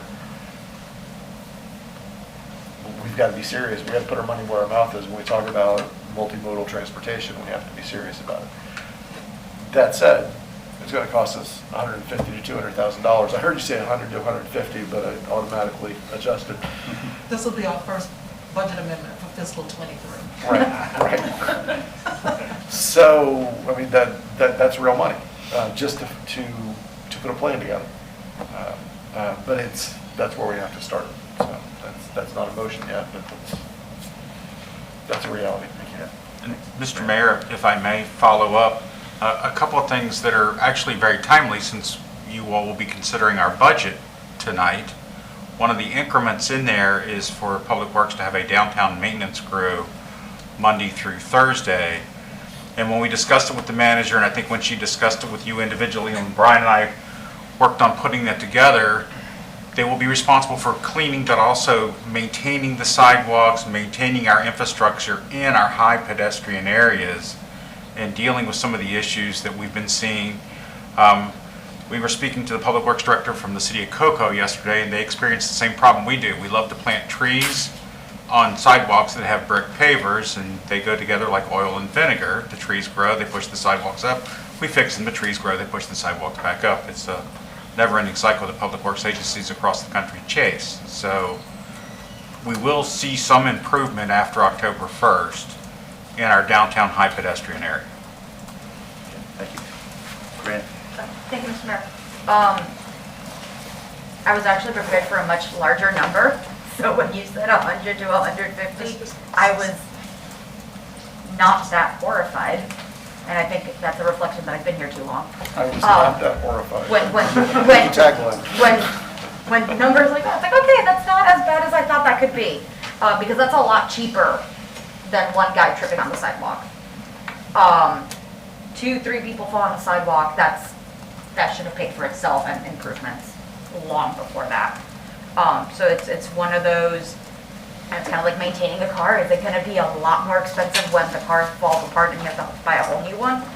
Or, was getting the oil changed when you had to do it going to be a lot cheaper in the long run and actually maintain it? I am going to join the Clumsy Person Club. The city owes me a sprained ankle and a good pound of flesh off my knee from when I've fallen on different roads. So I am also a victim of our sidewalks. It's casual use. I go jogging. There's a hole in the sidewalk, my foot stops. It kind of gets trapped there when I want to go to turn on the road, ankle snap. I'm walking, there's a divot. I think that the kind of separation Commissioner Ward talked about from yesterday, that was a good 2 inches, 2-3 inches of separation from one level to the other. If you're just walking, that's going to trip you completely. And I've had that happen. I am so far okay to that proposed First Amendment for fiscal year '23. Because until you know the whole kind of look of it, you won't know where to prioritize. And I'm glad to hear that one of the downtown portions is maintaining. But we have a lot more, we simultaneously have more sidewalks and not enough sidewalks. It's a very odd combination here. But we have a lot more that we want people to engage in, to be part of, to go into and enjoy, but they are not quite where we need them to be. I think this is, regardless of what it costs, it's going to be cheaper than, and this is my litigation brain, it's going to be cheaper than 2-3 people suing in the long run and just make our city better. So 2 benefits. I don't know if that's so much of a keep having conversations with vendors to kind of come back with options of what we can do, what those look like. There's not a motion yet, if I don't recall. But that's what I would suggest until, if we want to make that First Amendment before y'all leave, or wait for the new commission to make that amendment. But I think figuring out what our options are to kind of do that assessment of our sidewalks. Well, yeah, I think we need to get that, we need to put something out and get some responses back through an RFP before anything. You don't know what you're, Well, so. that's what I was saying, like staff figure out, what do you want to go look for? Yeah, okay, thank you. Dan? Yeah, thank you, Mr. Mayor. And I don't want to sound like an apologist for our Operations Division or Public Works, but I've handled the litigation claims related to sidewalk chip and falls cases with the city for 20 years now. And I can tell you, and tried quite a few of them, and tried them generally with great success, is that overwhelmingly over that time, our formerly known as Streets Division, now Operations Division, I don't know if we've changed the name again or not, but they are very effective in responding to concerns. Concerns have to get to them, though. There was a comment about, do I have to take a picture every time? Well, have to is a strong word, but it is, I think, an obligation of every city employee. And that communication, I think, generally is made very clearly, and if it's not being made clearly now as it was in the past, then that's an easy enough fix to encourage our managers to stress to people, our police officers, our public works employees, our street sweepers, the people that are around the sidewalks and streets, to make sure that they use the tools they have to call in these concerns. And I know that historically they've done that very well, and when they've done that, I can tell you that our operations division has done a great job of documenting that and getting work people out there within a day. I think their goal has always been 2 days, but they get them out there right away. And they'll identify a problem, they'll put a cone, they'll put a barricade over it, they'll They will, the term they use is safen it up. I'm not sure if that's a real word or not, but that's what they've always said, and that might include some of the backfill, tar-like material, until such time as they can remove the sidewalk, remove roots if they have to do that kind of work. Historically, that has been the case. Overwhelmingly, when I would see, it was not unusual. It was very common to see complaints, mainly downtown, of people falling on sidewalks, for us to immediately contact the attorney or the person making the claim and notify them and turf it over to the county or the state, because it was overwhelmingly their sidewalks. There is a distinction. There has been a distinction, I have to say, between, and Commissioner Ward has made this point over the years many times, and he's right, that the city roads, I think, are maintained at a different level, including the city sidewalks, and that's something to be proud of. But to the extent that we need to reinforce that with our employees, and again, we have a lot of utility crews on the streets, we have a lot of public works crews, we have police officers. They all have the mechanism to report these concerns, and when they're reported, I do think they are addressed quickly. Of course, I also always think every time that we encourage new sidewalks to be built, that we have to keep in mind that that's something that also must be maintained. And every time we encourage new uses, micromobility is a key one. That's the one that was at issue in that most recent lawsuit. If we're going to encourage the use of our sidewalks for 8-inch wheels, we have to recognize that's different than walking, and that there is much more opportunity for people to be traveling much faster, and thus, when the wheel is stopped, Newtonian law takes over, and they get injured much more. So we may have to start considering maintaining to even a higher standard. Our obligation is to maintain it to a reasonably safe standard. What is reasonable may change as uses change, and that's just a further consideration. Thank you. And I do think they're conducting inventory in the near future of at least the downtown sidewalks, the inventory being the mechanism by which we can document and get further opportunities to safen up the streets, sidewalks. Adrian and then Raina. Thank you, Mayor. Yeah, I think moving forward, the budget amendment, and if there could be on of how quickly it would take to do the study, but if there's enough time, then that study come back, and then the next budget year, I guess the 2024 budget, there would be a budget increment for actually implementing and starting to fund that plan if the assessment is done early enough in the year. Because we do have to fund it. That is a major aspect of it. But thank you, Mayor. Thank you, Fran. Thank you, Mr. And yes, so my experience at least with something like my GNV and contacting Phil is this is broken. It gets safened up fairly quickly.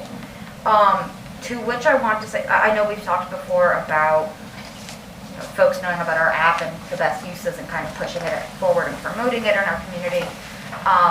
Follow me on this weird little tangent. I like bird watching. And once a year, they ask folks, everywhere in the country at the same time to kind of do an inventory of what birds are in your backyard, can you see? And it gets gathered on the same app, kind of cataloged, and you kind of see what species and photos are being geotagged in different places. We already have an app that can take, you can use to take photos and geotag issues in the city. It might be worth considering as an engagement tool with our community and the app. Go outside for the day. In your day, what have you noticed needs improvement on the sidewalk or the road? Send us a photo, use the app. It at once gets folks to download the app, utilize the app, and report the issues. And we have one in-time catalog of where things are on October 2nd. It's a suggestion, but it's twofold as far as engagement and getting some of that information may have with a smaller price tag. Yeah, I like that. I think it's a really good idea. I think I think it's appropriate for a motion to ask the manager to work with staff to come back with a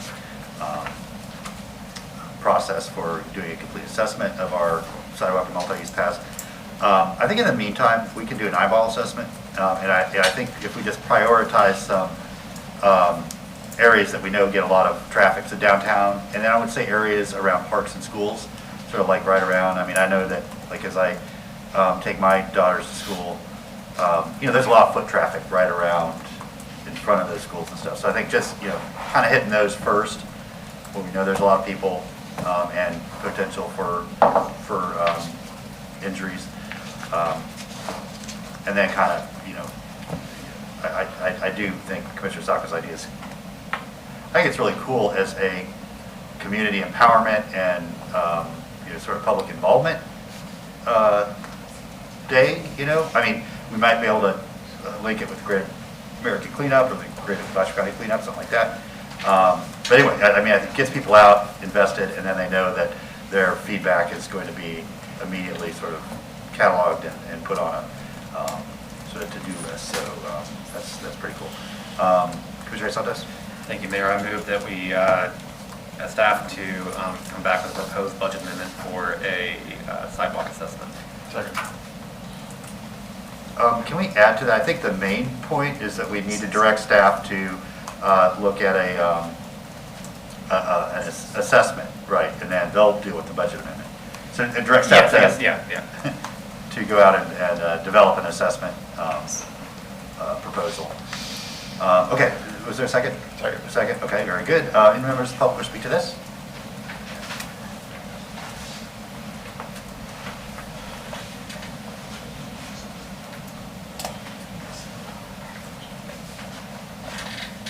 Hi, Tana Silva. Just real quick, I didn't understand why the person sued the city when he was riding a motorized vehicle on the sidewalk. Isn't there an ordinance against that? I know when the e-scooter started,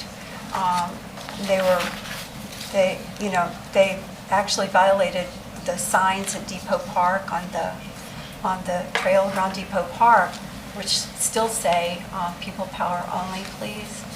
And I asked about that, but I mean, and then those really scary motorized skateboards, those things go really fast, and I've seen people, really in danger of harming themselves and others with those things in it, like just gliding along a sidewalk at Depot Park.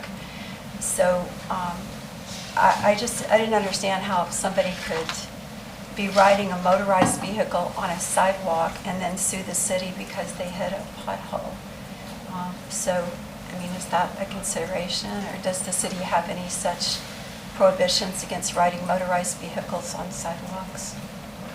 Mr. Nee, you want to answer that? There isn't a prohibition on it in state or local law. There is, for example, in our parks, a prohibition against using, you're not even supposed to be skateboarding or rollerblading in the non-designated areas in the parks, especially Depot Park. You see a lot, and I think the ambassadors hopefully aren't enforcing the city ordinance against it. And we have one claim right now, I know, of a person that injured themselves rollerblading or skateboarding in the park, in Depot Park. But on the regular sidewalks, there's no such prohibition. Yeah. Okay, thank you. Okay, so motion on the floor to ask staff to come back with a proposal for sidewalk and multi-use path maintenance plan. And so all in favor of that, say aye. Aye. All opposed? That motion passes. Andrew, do you have something? I just wanted to clarify, I mean, I think staff understands this, but we would also include in that a potential prioritization assessment at the same time. Yeah, I mean, I don't think it'd be any different than our roads. It's Right. just for the thing that's not included in roads right now. Yeah, thank you. Okay, thank you all. Motion passes unanimously. Up next, we have expansion of standing committees, and Commissioner Chestnut, I believe, is here. Oh, I think I'm following Santos. Was this you? It was originally my item. Oh, you added some supplementary, yeah. Go ahead. This is, I believe, the second time that we've discussed this, and I think last time we asked for staff to come back with proposed committee structures, and I think Mr. Chestnut put them forward as well. And I guess one, I was speaking with Commissioner-elect Eastman, and he is, he wanted me to let the commission know that he is in support of standing subcommittees and wants to move forward. And he didn't pick an exact one, but in general support of standing subcommittees. So I was my kind of thoughts were that we would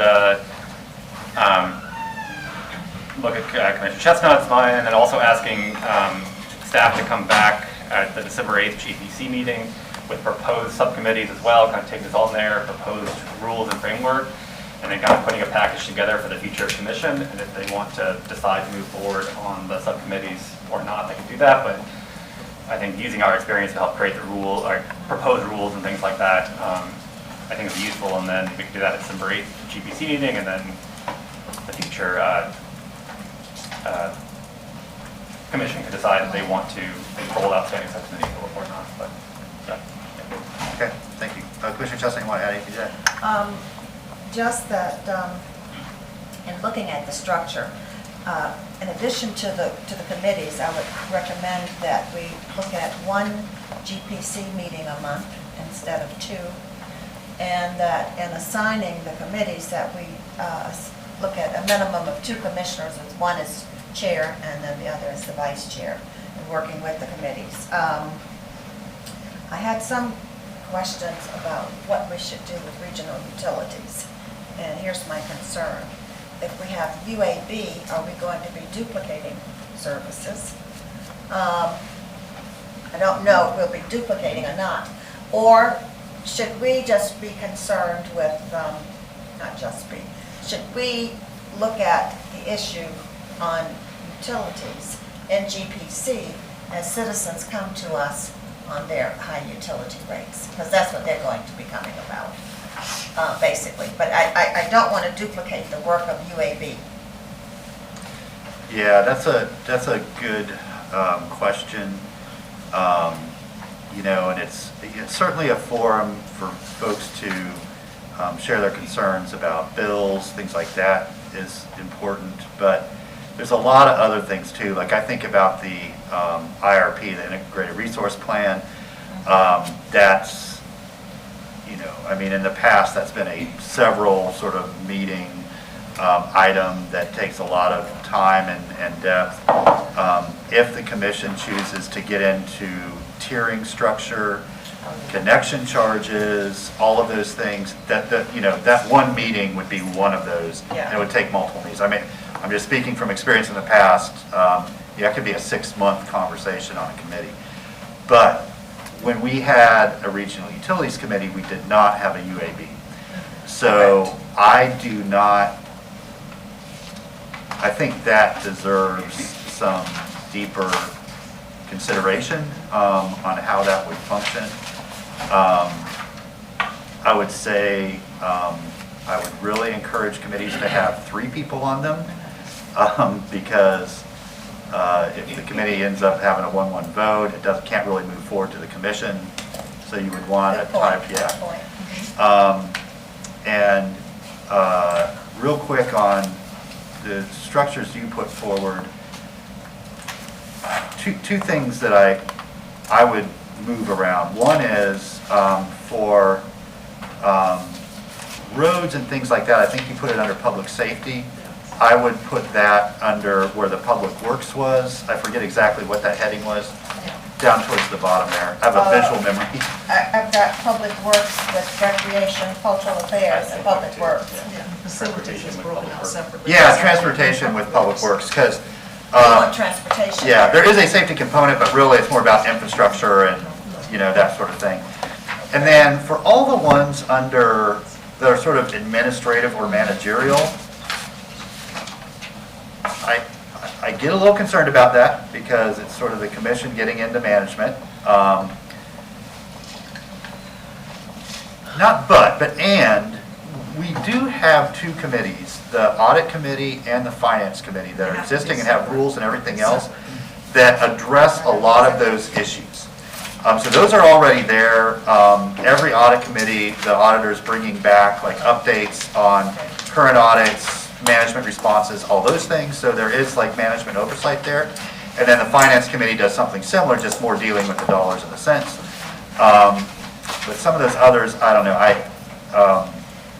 I would hope the committees stick more to sort of high-level policy and how that process unfolds rather than sort of assessment of management. But again, that's going to be up to the next commission.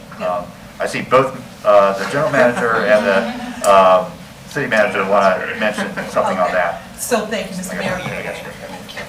The last time this came up, the commission asked the charters to meet and talk about it and bring some feedback back. We did that on June 15th.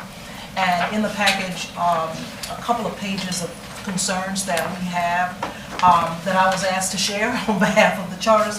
One of them deals with staffing. I've have pretty good experience working with committees, and I will tell you that just preparing for the commission meeting and the GPCs, it is time consuming. And that's not a complaint at all. It's just work that we do, and there's no issue there. But if we have 6 committees plus the GPC, staffing will be critical because they will need to be staffed by the clerk's office and the attorney's office and the appropriate staffs in the operating departments. Those positions need to be filled. They need to be, familiar with the subject matter, and it will only work if the committees are staffed properly and managed properly. And they abide by timelines, and the agendas are printed and changes are managed, that kind of thing, because it becomes, those meetings really are, even though I know they're not commission meetings, but because they're outward facing, a lot of scrutiny.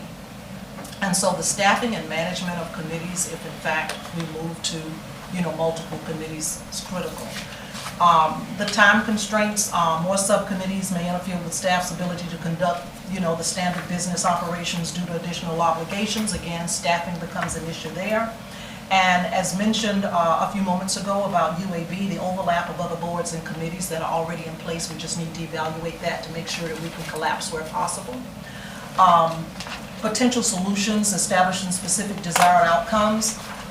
In Miami-Dade, they have a very robust committee system, but they have rules of procedure for those meetings, and the rules are established, they're clear, folk are trained to them, the committees run relatively smoothly. I will say that depending on who chairs, the mayor or the chairman of the commission, mayor of the commission would generally appoint those chairs of the committees.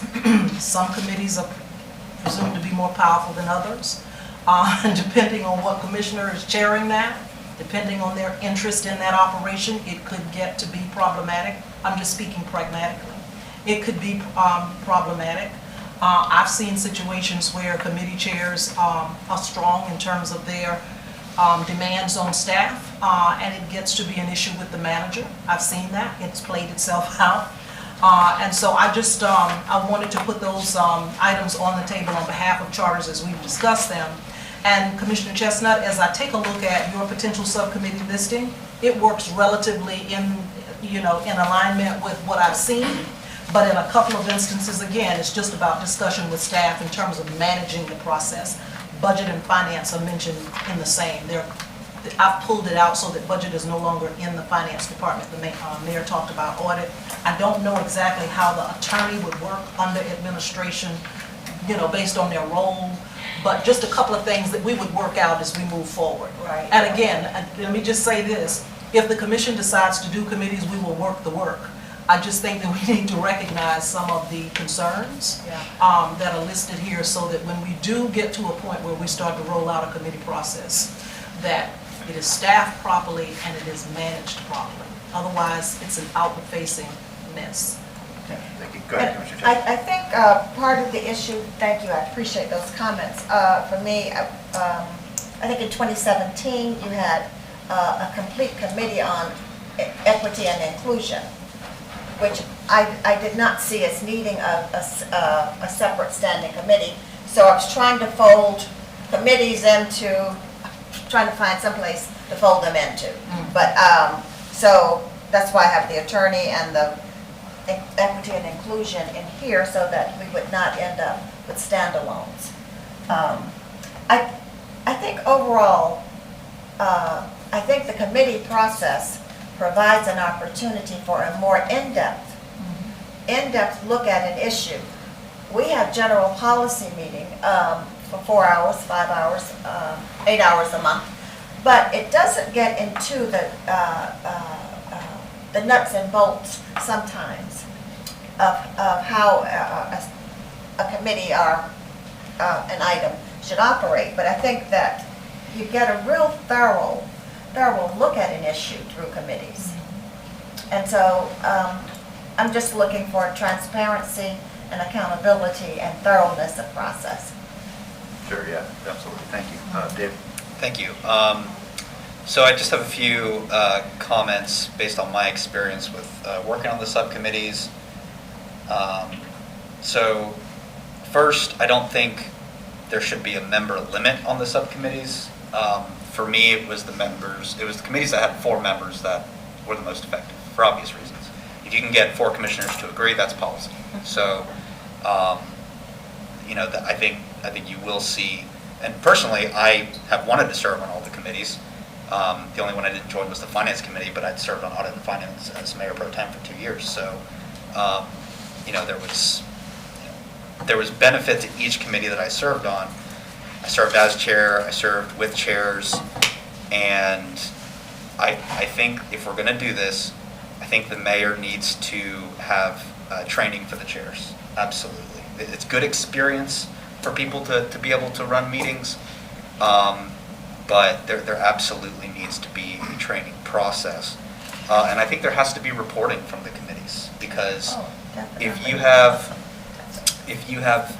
months and months and months go by, and I think this was one of the problems why we switched to the general policy model, was because you would have policy worked on for months and months on end with members of the community. So we're talking buy-in, and then it gets to the commission, and some commissioners, the first time they're hearing it, and boom, fork in the balloon, and staff time, everything has. So again, it's all about how it gets implemented, but I think there has to be standard form of reporting for those committees. Another comment I want to make are about the rules for committees. So there are rules for Audit and Finance. That's it. The previous city attorney opined that the city commission doesn't really have rules for subcommittees. So yes, we generally follow. I mean, it's good practice to follow the rules of the city commission, but there isn't really, because the rules are the city commission's rules, right? So we all follow them, collegially. But when you're running a subcommittee, it's not exactly like these ad hoc subcommittees. We have the power to create ad hoc subcommittees, but because they're not strictly defined, there's a lot of sort of gray area, and I think that's what the city manager was alluding to when she was mentioning all the different ways she's seen committees go.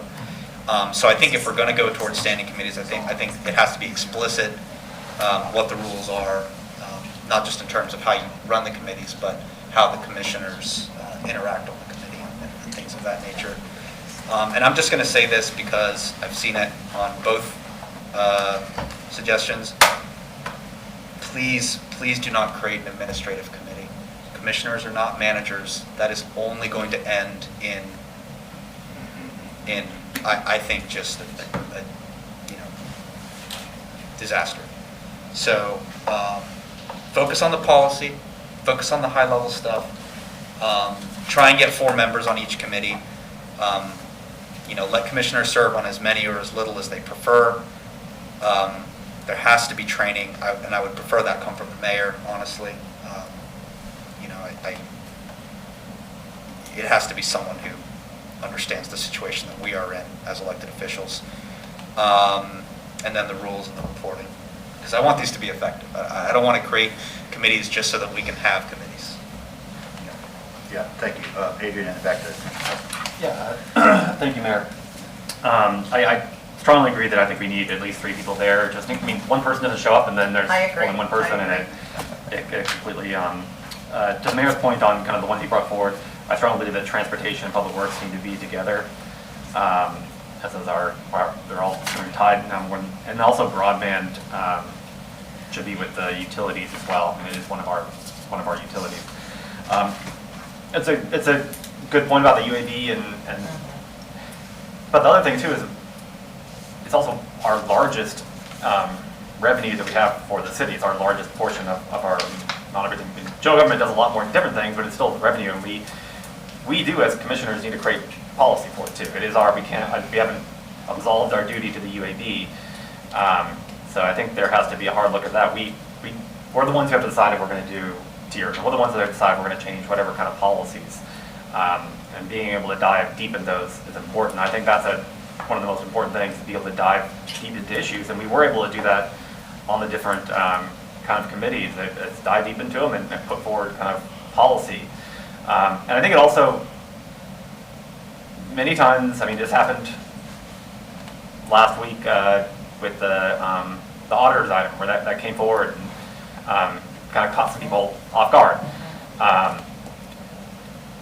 That happens consistently, that things come to the commission level and then it kind of blows up because it wasn't really talked about and the commission wasn't really involved, and it just kind of, the committees would help, I think, alleviate those concerns and be able to, okay, that was the process it went through and this is why it's coming here. And there's a recommendation from sub-commissioners. I think strong rules and stuff like that are important, but I think also how these items flow.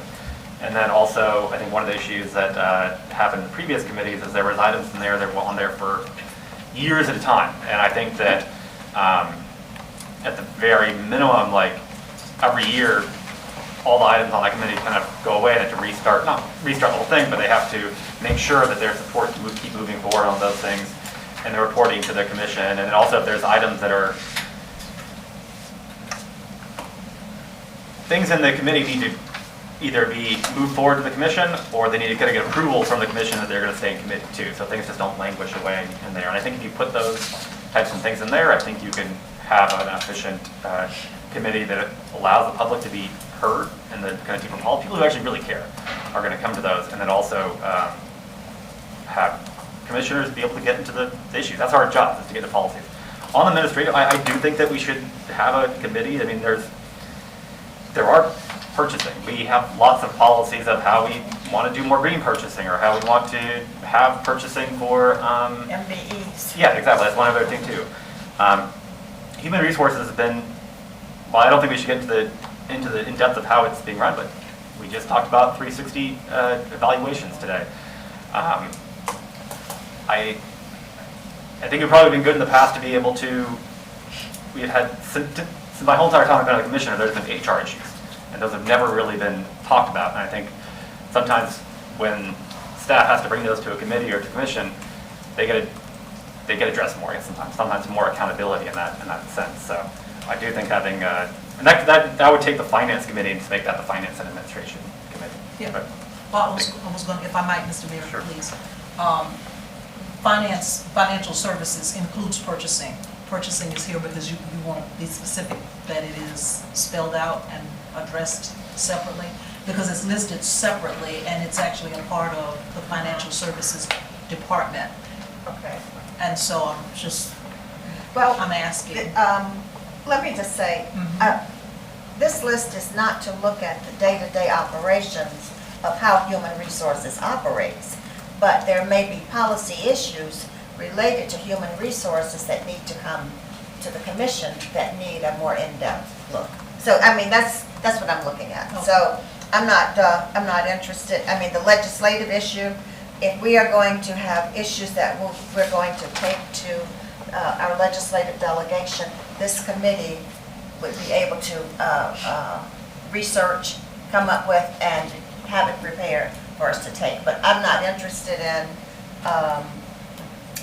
well, I'll give an example. I don't know if the commission was involved at all in the purchase of Workday. I don't know if we had any input, but that was a very expensive purchase, from what I understand, and it has not flowed, from what I understand, in the manner in which people expected it to. So it's when it impacts the budget greatly, I think that is an issue that needs to come to the commission. But I don't want to know how many people come to work, how many were out sick. I'm not interested in that. I'm interested in the things that are going to seriously impact the budget and the implications here. Now, I will say, when I served, we had minutes of the commission, of the committee meetings, and those minutes went out after each meeting. So I know that we may have to look at something for the clerks, a person for the clerk's office, but it is important. That's where the accountability comes in and having the minutes and the reporting of what happened. Great, yeah, thank you. Tony, did you want to jump in? Yeah, just reinforcing a little bit, city manager did a really good job summarizing as we met as charters and in our comments, but just wanted to reinforce the idea of consolidating committees so we're not being pulled, like staff's not being pulled in many directions, or we're going in different directions with different policies or different things that are being discussed. So really considering that consolidation of committees. And then the other thing is if we can identify any other efficiencies, and I think the work that was done, one of the suggestions was if you have 3 members on a group and you move to a certain place, that it's unanimous, that it goes on the consent agenda at the city commission. So you're working in, by changing the structure, working in some efficiencies for just getting business done as a city. So I just want to reinforce both of those. But everything else the city manager, I think, laid out is what characterized well what our discussions were. Okay, thank you. Thank you, And Mr. I'm Mayor. not wedded to this list. So there are a few things that we've kind of obliquely referenced that need to be very specific. If we're going to do a full committee structure, we can't really do this because there just aren't enough hours to do even, I would say, one general policy a month and a robust committee structure. Doesn't mean that we shouldn't gather as a commission in something like general policy, or even continue to call it general policy committee, but it's going to be more like a quarterly sort of thing, because we will just run out, and the commission will run out of capacity, and staff will by far have run out of capacity at that point. We would also need to be very careful. Certainly can't prohibit future commissions from creating ad hoc committees, but we have to be very careful about adding on extra ad hoc committees. We've done those at about 1 a year for the last 5 years, and all of them have been very productive. But we have to be careful about adding in committee after committee after committee. Again, both for staff time and for commission responsibilities. We are definitely creating more work for specifically the clerk's office, but also for the other charters. And that doesn't mean we shouldn't do it, but we need to recognize that as staff exists now, we're going to have to say some people have to stop doing some other things that we expect of staff to come do this. Those are just real, or we're going to be very disappointed in what staff brings us. And I don't want to be disappointed, I want to have realistic expectations. I like the idea of going to a committee structure, but we need to go in with clear eyes about staffing expectations and about expectations of the next commission and how much time is going to be required of this. When we've served, and all of us have, on these ad hoc subcommittees, it definitely adds time to your commission responsibilities. And that's something it would be nice if the next commission at least had input on before saying, here's what your structure is going to look like. I'm not sure that it's appropriate for us right now to spell this out, and I know we're talking about, the final adoption would be January or later. It's also true that at least 3, and potentially 4 commissioners who have never served before don't necessarily know what to expect out of a committee structure. So asking them what they want may not be useful. They may just have no idea. I certainly didn't 5 years ago. But we do need to, at the very least, be exceptionally clear about the additional staff responsibilities we're creating with this, and be ready to support those. And to scale back general policy to probably a quarterly committee. Because I think there are useful things that general policy can do, some of which will be offloaded to these standing committees, much of which will be. But as an opportunity to talk about what we'd like to work on as a commission, I think general policy still has an important place. It also, if we aren't doing general policy as often, it removes opportunities for us to treat general policy as we have treated it, as a separate meeting that is a convenient time to pass things that we didn't get around to passing at a regular meeting upstairs. So we'd be giving up some of those opportunities as well. They're all things we should consider as we move forward. That's all. Thank you. Thanks. Brad? Thank you, Mr. Mayor. So I'm generally in favor of standing committees, most committees or subcommittees in general. The way I got started with this building and this commission is through a subcommittee. And I think they do offer an opportunity to get closer into the detail of policy, not quite micromanaging, but more of what we would like the program to look like when manifest, or any policy when manifest. And I think that gives, I was saying this yesterday, it gives several opportunities then for our neighbors to come in and engage in a topic. I met with the chamber yesterday and they said, well, how do you get people to engage? It's like, we could be working on something for 3 years, but you don't hear about it until we're having our first reading, because there could have been subcommittees, there could have been a GPC meeting, and they're so spread out, you just couldn't follow it, and now it's ready to be made law. And people feel very disenfranchised and separated from the process of that. So if there is a topic or a general category that people feel very passionate about, not everybody wants to deal with every single issue we deal with every day. They have their priorities, and that's fair. I think that is a good way for our community to continue to be engaged.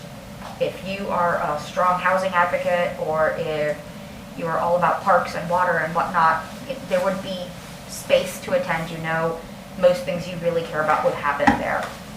I do worry about the staffing. Worry about staffing as we have it now anyway.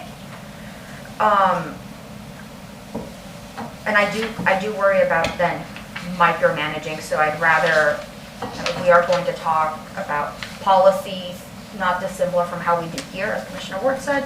I think that's perfectly adequate. Take suggestions on processes or opportunities from the community and each other, that's fine. I do worry then about reducing GPC, not just from what Commissioner Ward said, that we have fewer opportunities for all 7 of us to gather, but if a subcommittee, for example, has 3 people, a commissioner has an idea that doesn't quite fit on any of these, we have limited GPC anyway, take the idea to the subcommittee as a commissioner who does not sit on the subcommittee. If you can't get 2 people there to agree, and it just happens to be the 2 people who wouldn't agree with you at a full commission, it makes it harder to move ideas forward, just simply because of who is placed on certain subcommittees. And I don't know if that quite followed through. It would be, if it's 3 people, or even if it's 4, it is a minority then that is voting on whether something gets seen by the whole commission, or even analyzed by staff at that point for further policy discussion. And that gives me hesitation, so I would really move closer to 4 people at that point. I just hesitate about the potential for stonewalling ideas based on who is put on what, or assigned or voted into or picks certain subcommittees. That is a valid concern that I have, a sincere one. What I would recommend doing, because Commissioner Haysantos said sometimes topics would just stay on there and never get addressed, something not dissimilar to an admin session and then a reporting period every 6 months. You know, what are the topics we will do, not dissimilar from rental subcommittee. We said, you know, we're going to talk about short-term rentals on this meeting. That is what we're going to talk about. And we're going to talk about, I think it was like renovation, restoration of property, preservation of property. That's going to be that whole meeting. So you kind of knew what was going ahead. Certain staff knew they didn't need to be there. The community knew in not so vague terms what we were going to be doing with some specificity, and it kind of worked. We solved those, and then we'd make the next couple months of topics. I think that could work, and you can always always add and remove at will, but I think it helps to set up some kind of structure and give direction and kind of parameters to those subcommittees. I don't want to have subcommittees for the sake of having subcommittees. Because that's not fair to staff, that's not fair to us. We are, in theory, part-time employees. And it's not fair to community members who come here expecting something else. So I would really strongly advocate for rules and parameters and an outlined or mapped out goal of discussion topics or items they would like to take up and converse. I'm generally for it. I think I would want to see a lot more, ideally from staff, on the process and the framework of what that would look like. I think it'd be a lot more of the clerk's option of how to kind of coordinate and calendar us, people, commissioners, community builders, space, because we are limited in space as well, and really seeing what that kind of unfolds as in a month or 2 months. What would that even look like, calendaring? Those, my hesitations are more the practical ones, or the logistical ones. Thank you, Mr. Mayor. Thank you, Madam Clerk. Thank you, Mr. Mayor. Just really briefly, I'll try not to duplicate points that have already been made, but I do want to say I do think Commissioner Ariola made a very valid point when he talks about rules for subcommittees. Because as it stands now, generally the committees follow, the commission rules that have been set, but things like, do we have agenda reviews for subcommittees? How are we managing referral lists out of that coming out of subcommittees, are things that are not always clear, and it's kind of left to the discretion of the chair. So giving us some, giving some direction around those areas would greatly help us. In addition to just, I'll give you some numbers here. I think it's presented in the backup that in 2021 there were over 75 commission meetings for the year. For one person, just our general coordinator, to prepare for a city commission meeting, it takes anywhere between 18 and 20 hours for one meeting. And that's because we have pre-meeting duties, we have duties that are required in the system, and then we have sometimes post-meeting duties that we pull out to do for that. For GPC, it's about 5 hours. So if we're adding multiple subcommittees to our workload, then just keep in mind that we are going to need additional help, but that's already been mentioned. And I also want to point out too, the commission also has several joint boards with the county that you all are also committed to. And so in the discussion, my hope is hopefully we can address some of the existence of those boards as well, to see if they're still useful or if they're going to run afoul or in conflict with what the commission is also doing. And then lastly, the time commitment. And it is a challenge to manage 7 very busy people's schedules, and making sure that you have the right balance and mix of the number of commissioners serving, and then the rules for quorum and such. I think those things really need to be clearly defined, so we don't end up with a whole lot of things scheduled and then a whole lot of meetings canceled after staff has worked to prepare for those meetings. And then also, lastly, we also need to consider the impact of the subcommittee structure on the policy process, and how that changes how things are reported back to the full commission. To Commissioner Sacco's point, are we going to then create a layer of bureaucracy where ideas may die in the committee level and never get to the full body because of the people that are particularly on that board? I think that is something we did consider years ago when we were talking about even creating a policy process, and how that would impact, commissioners that, bring forth ideas that may not initially have full support. So just those few things I just wanted to point out in terms of kind of how we're thinking moving forward. Yeah, thank you. So I served 2 terms with a full committee structure. And then a couple weeks before I became mayor, the system changed. And I came in with a GPC process. So let me start real high level. Either way, you can get a lot of work done. And we did. We got a lot of work done back, under Mayor Hanrahan and Lowe and Brady. We've gotten a lot of work done over the last 6 years. So it's really about sort of the approach to how that work gets done rather than whether you can get it done or not, right? I will say it will be more work. It will be more work for the elected officials. It will be more work for staff. We are fortunate and maybe even a little bit spoiled right now in that we have 7 elected officials who have quite a bit of flexibility in their schedules. I'm trying to be diplomatic with that, but we've got some room, I mean, I'm just thinking about who might get elected. That flexibility is not necessarily there with the folks that are still in the runoff.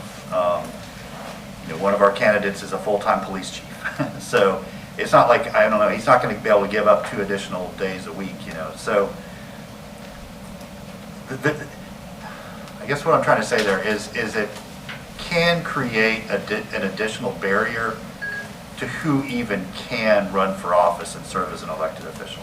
And I think we've always tried as a city to try to be as accommodating as possible so you're not sort of disqualifying people from even being able to serve because of their other obligations, just as a teacher or a nurse or whatever their profession is.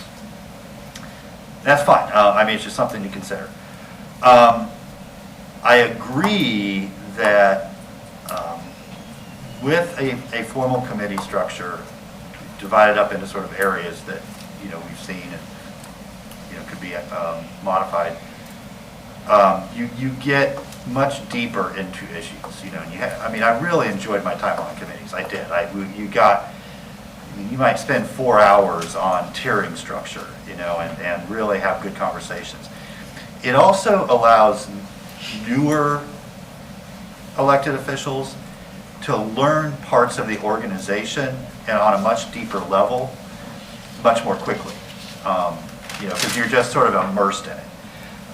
And staff can sort of okay, this is, if there's a regional utilities committee, Tony can say, all right, 3 commissioners, you're the folks I'm working with, let's really get in and understand this and spend additional time. So there's a value in that, there really is.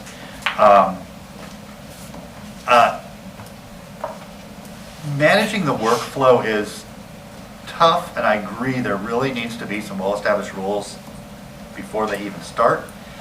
The way that it worked before, staff did have the ability to bring items to committee, like if they were things that just needed to be addressed, and they knew that. Let's take the IRP, for example, they knew, we've got to adopt a new IRP. So once staff gets it to the point with the consultant that it's ready for discussion, let's bring it to the, Regional Utilities Committee, answer questions, go back, button it up, get it ready for the full commission. Most of the items in committee were referred by the commission. So sidewalks are in bad shape. So at a city commission meeting, during commission comment, Commissioner A. Santos would say, I'd like to refer to the Public Works Committee a discussion of sidewalk maintenance. Okay, boom, it's in committee, and then it's up to the chair to agenda that item on the committee. We invariably ended up with a to-do list that was exponentially longer than the amount of time you had to address the issues. So at the end of every year, there would be maybe 20 items that were referred to committee that never got addressed. And so with part of those rules, I do think it will be important to create an automatic sunset at the end of the fiscal year. The slate is wiped clean, and the commission then has to decide, do we intentionally go back and re-refer those items because they're still priorities? Because some stuff, we'd go and look at, items, before we created the sunset provision, there'd be items that were referred to by commissioners that hadn't been on the commission for 3 years, and they're still sort of on that list, So the commission's got to decide, how are they going to handle that and prioritize that. I do think that in the rules that at some point, the committee's got to take a vote and that the item be moved out, and it cannot be killed in committee. So even if it's 0-3, it gets referred to the full commission for their consideration with a recommendation to not approve by the committee by a 0-3 vote. See what I'm saying? So it comes out at least, and it's not, there's not a way to sort of kill things without a full discussion. In fact, I think that that would, I mean, that would be problematic and undemocratic if things could just be killed in committee without ever being heard by the commission. So, you know, that at some point, and I think you'd have to come up with a mechanism of, we don't agree with this, but so we can move on to the next thing, let's take a vote and you know, refer it back to the full commission. Another thing, you know, Tony brought up things going on consent. I know that under Mayor Brady, he assumed that if things passed committee unanimously, they automatically went on consent, but there was never a rule or a policy saying so. So, you know, if the commission wanted to do that, again, that would need to be established. I would just advise against that. I mean, you know, it's really the mayor's obligation and duty to set the agenda for the meetings. And then, of course, commissioners are welcome to attend those meetings, and if they have things that they would like to pull off the agenda or move consent to the agenda, they can ask that, and at least I've always, you know, honored that and respected that. It's the commissioner's right to do so. But, you know, instead of you know, I don't know, that one deserves more discussion, because you know, I think things that are generally like routine, accepting a grant, something like that, or a report, you know, they're not action items, they're just like, here's information, go on consent. Things that are more deliberative do. So I'll conclude by saying it has worked in the past, it can work. It's a different approach. It really depends on the efficiency and effectiveness of that particular committee. And so I've seen committees get really bogged down, and I've seen committees move stuff expeditiously. It sort of just depends on the membership. I will tell you also that the tradition, it wasn't written into the rules, but the tradition was that new commissioners did not receive chairs. You had to be on the commission at least a year to get a chair. I liked that because it gave you time to sort of ease in and learn. You all know. It's so overwhelming to also have the responsibility to chair a committee. It's tough. However, with our 2-year cycle now, you might not have that luxury. You know, you might need to put somebody new as a chair, you know, just to fill it out. And finally, for the mayor, you know, to make the appointments, people are going to have to be willing to serve on committees that are not necessarily their first choice. You know, and so what I was always, you know, hopeful for, and I think most mayors did this, is they tried their best to get everyone their first choice, and then after that, you sort of just had to say, because we always had at least 2 committees, and a lot of people 3. So like, you're going to get your first choice, hopefully, but after that, you might have to, you know, suck it up and serve on something you don't want to. You know, and I know, like, for me, it was Parks, Recreation, Cultural Affairs, and Public Works was one of them. I love that one. It was always kind of fun stuff, or, you know, and then obviously regional utilities was always a tough one. You know, they're tough issues, it's complex policy, and it's, you know, delicate subject matter. So not everyone always rushed to be on that committee. I always volunteered because I thought it was important. Anyway, so I'm cool with staff coming back in December with some suggested sort of structure, rules, what subject matter would be in each committee, and sort of teeing it up for the next commission. You know, ultimately, it's going to be up to that next group to decide what works well. I will say, you all will miss these meetings, because it is, like, being able to sit as a body and have discussions like this has a lot of value.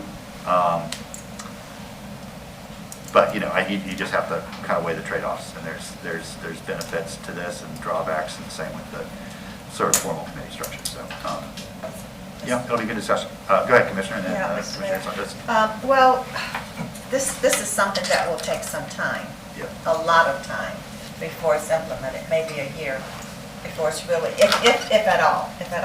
I was going to suggest that since we're going to have a round table with the newly elected officials in November about the recruitment and the hiring process, should we just tee them in on that this is something you may be looking at over the holidays, or as you prepare, you can begin to give it some thought.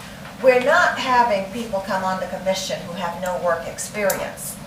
Every candidate has worked in some capacity as an administrator or as a mid-level manager. So it's I think they will have some idea, but this will give them time to begin to think about it. Yeah, without objection, I think that's a great idea, and so we can just notice that meeting, we'll have 2 items in that meeting. One, Yeah. discussion of charter officers, And give them this. recruitment, and then committee structure. Any objection? Okay, we'll do that, absolutely, good. Commissioner? Yeah, thank you, Mayor. I think a lot of good criticisms were brought up, but I think they can be addressed. I mean, you guys can address kind of Commissioner Sakis. I think there's ways around it if we carry the process. I would move that we have staff come back with proposed process for workflow for items and rules for subcommittees, and then also proposed list of subcommittees at the December 8th GPC meeting. Second. Okay, motion is second. By proposed the coffee's now wearing off. Proposed list of subcommittees, I'm assuming, and let's just confirm that means what subject matter would be covered under each of those committees. Yes, yeah, they think how they should, I mean, just as before, I put some, And they what might they have think very is different thoughts than we. appropriate. Yeah, what they think is I- appropriate. yeah. Yeah, and then we'll get the feedback from the Yeah. new folks as well. There has to be some clarity there. So if we're bringing it back, we want this to be kind of discussed. How deep of a discussion do you want at the November meeting with the new charters, or just the general idea of it? Do you want to just do this at that November meeting as opposed to December? I mean, if there's. Why do that, right, that's going to be in close proximity. I mean, we can, I mean, if they have enough time to be able to do it, but I don't know if like getting into the details. We don't want to of get policy- into the weeds of I think it. just letting them like, hey, we're talking about this, we're going to discuss it December 8th. Okay. This is kind of there. I think that'd be hard for them to jump in and. That December 8th meeting, just so you know, that's going to be our well, we'll decide here in a second. We haven't made we haven't taken action, but we're planning on that being the wild spaces, taking up most of that meeting and allowing the different organizations to come sort of share what they are thinking about there. That'll take a lot of time. So November. I mean, how about we put a placeholder in December? It might not be necessary. If we have a good enough discussion in November, that might be enough to, decide which direction that new commission wants to go. So let's just do that. We'll be hopeful that November we'll be able to figure these things out. And then if we need to agenda it in December, we'll do that. Okay, so the motion, who is the seconder? I am. Okay, thank you. Staff clear? Okay, members of the public will speak to this item?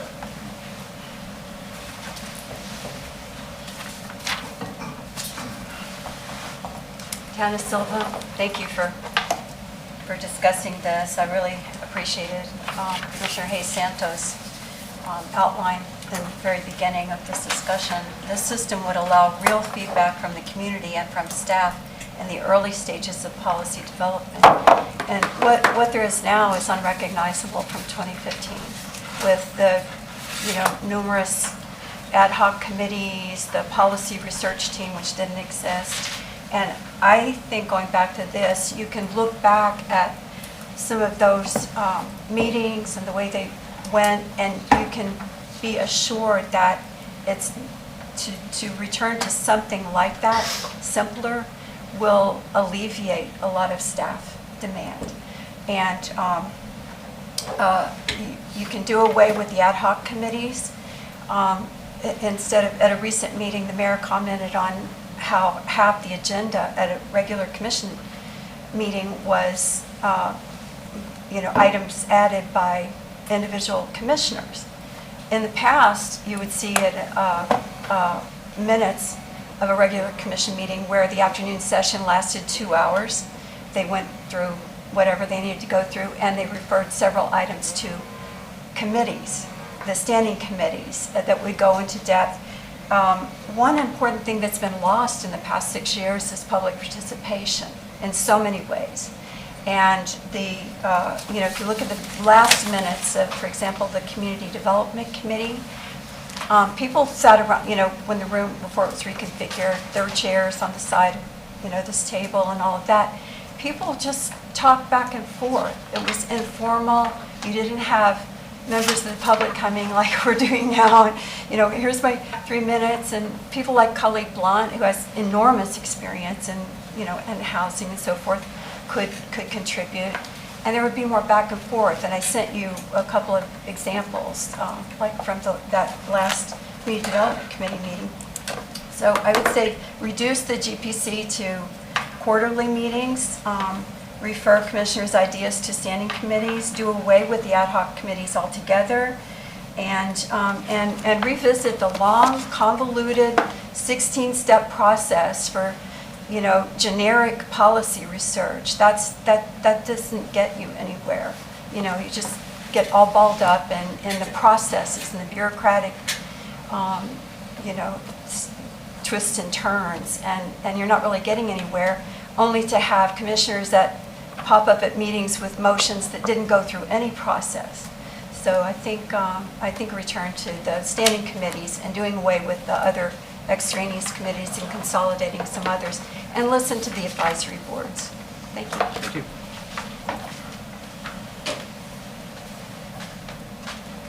Chuck Ross, good afternoon.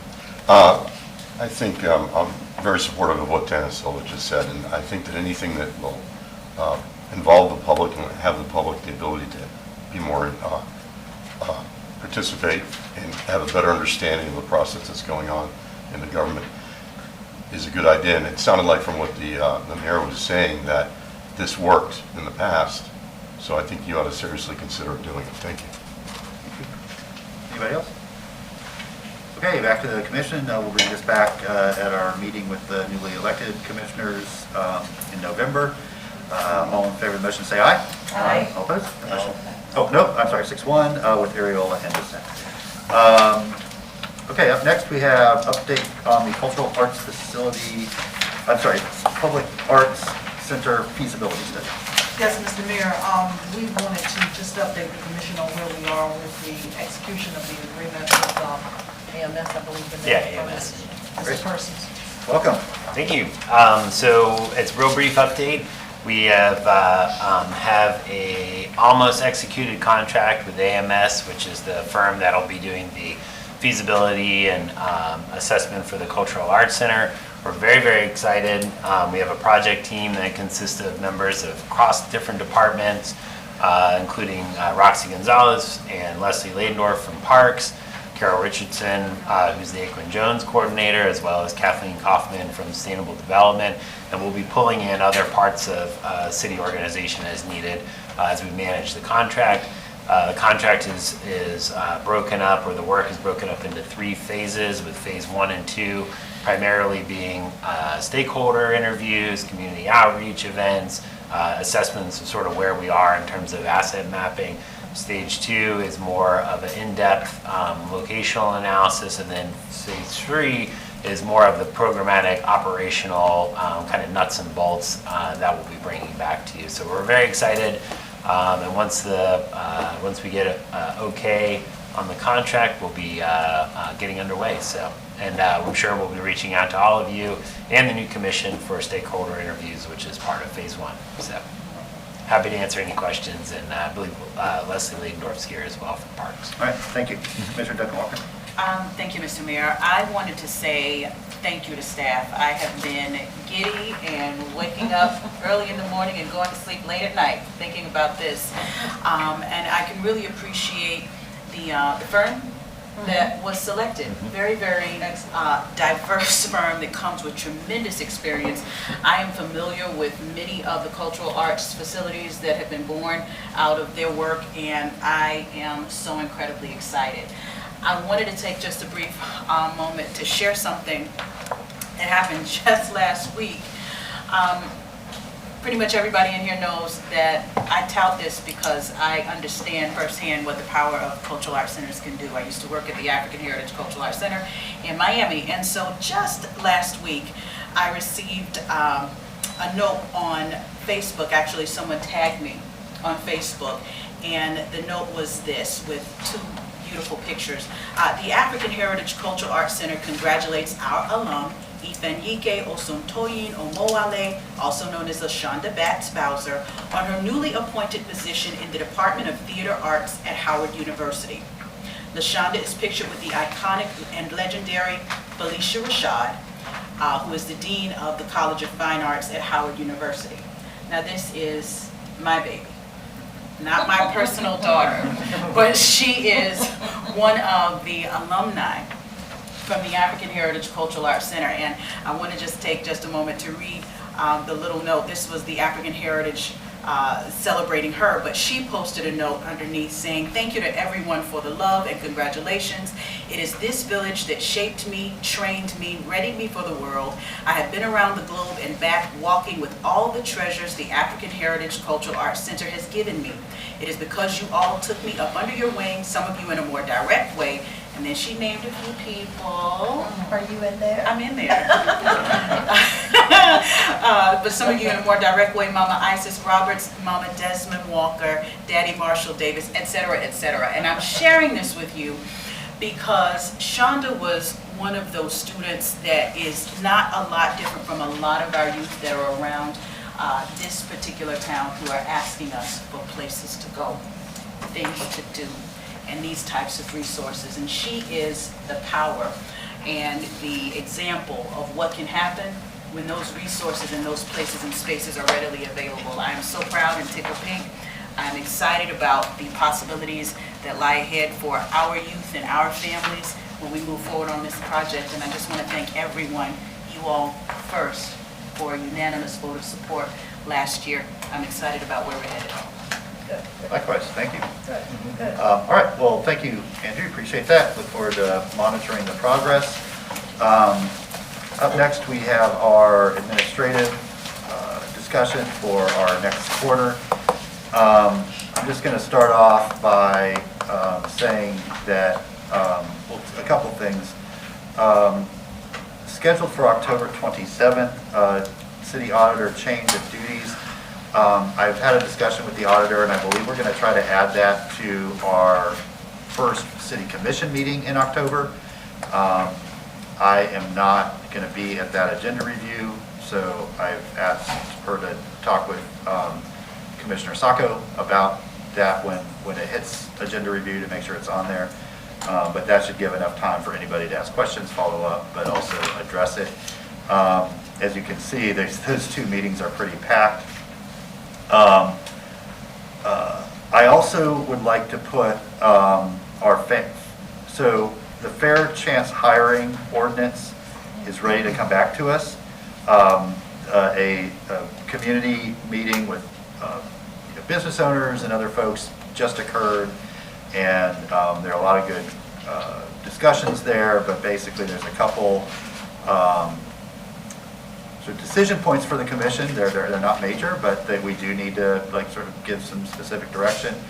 And in order to get that back to the commission for two readings, we really need to give direction to the attorney at that meeting, because we're running out of city commission meetings to have two ordinance readings.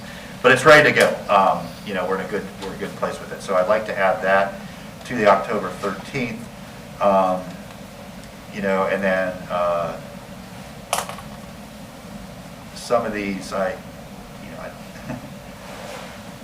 to me, they're not time sensitive, but it's kind of up to the commission, like air conditioner exchange rebate program.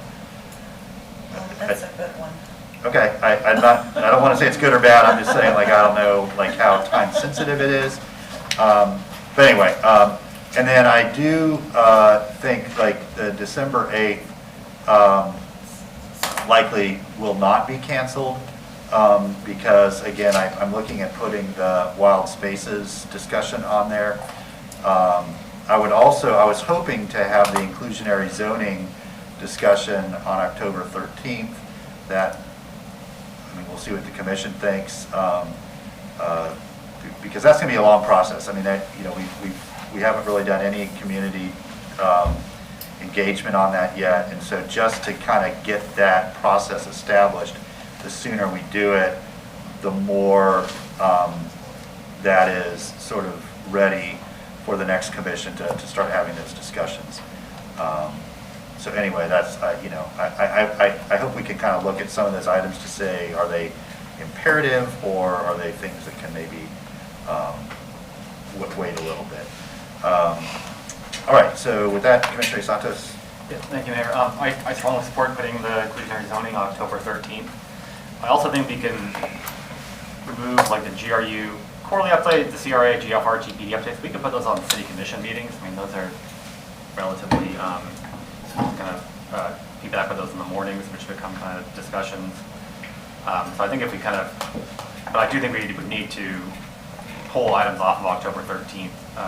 We could do affordable housing work plan, inclusionary zoning, and the fair chance hiring, maybe air conditioning, or that could go on the 13th. But that's a full meeting right there, probably. But that's the most important one for me. Thank you, Mayor. Yeah, and I agree. Some of these we're finally, I think, getting into the rhythm of our 10 o'clock starts.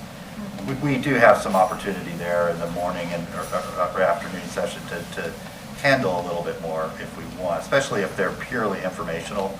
Those don't tend to take a huge chunk of time, so we could certainly consider that. Commissioner Ward? Thank you, Mr. Mayor. So I get where we're going with the idea of moving those quarterly updates out of the way. We have talked a long time about having space carved out for them in this venue. And they're easy to move out of the way, but then we don't talk about public safety until there's a problem. And that is in itself a problem. We don't have to talk about it, so we don't talk about it. And I'd really like to see us take advantage of the opportunity to know what's going on. We don't talk about GCRA until there's a decision point, which means we don't give direction. And then we don't talk about policy moving forward. We used to have to talk about the CRA because there were meetings for the CRA. But since we changed the structure, we just don't do it unless we have to. I think that's dangerous. I know that we want to talk about some other big ideas, but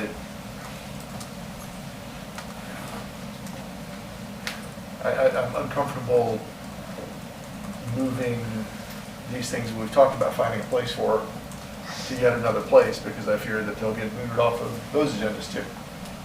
Well, how about this, Commissioner? I don't disagree with you. How about we just move the GRU quarterly update to the 27th? So that meeting is, we kind of focus on updates there. That's cool. Yeah. Right? So CRA will go to the 13th? No, CRA is going to stay there. It's going to stay there. Yeah, so the 27th is mainly updates anyway. We'll just put GRU with the rest of them.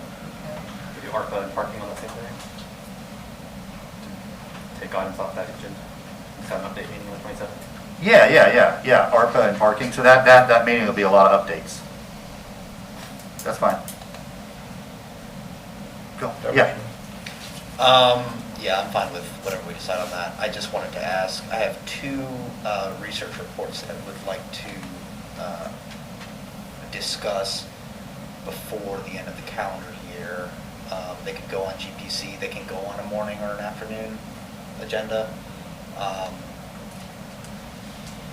Really? The number one is report on immigrant support services and another on city-led economic development strategy. We could do that December 8th.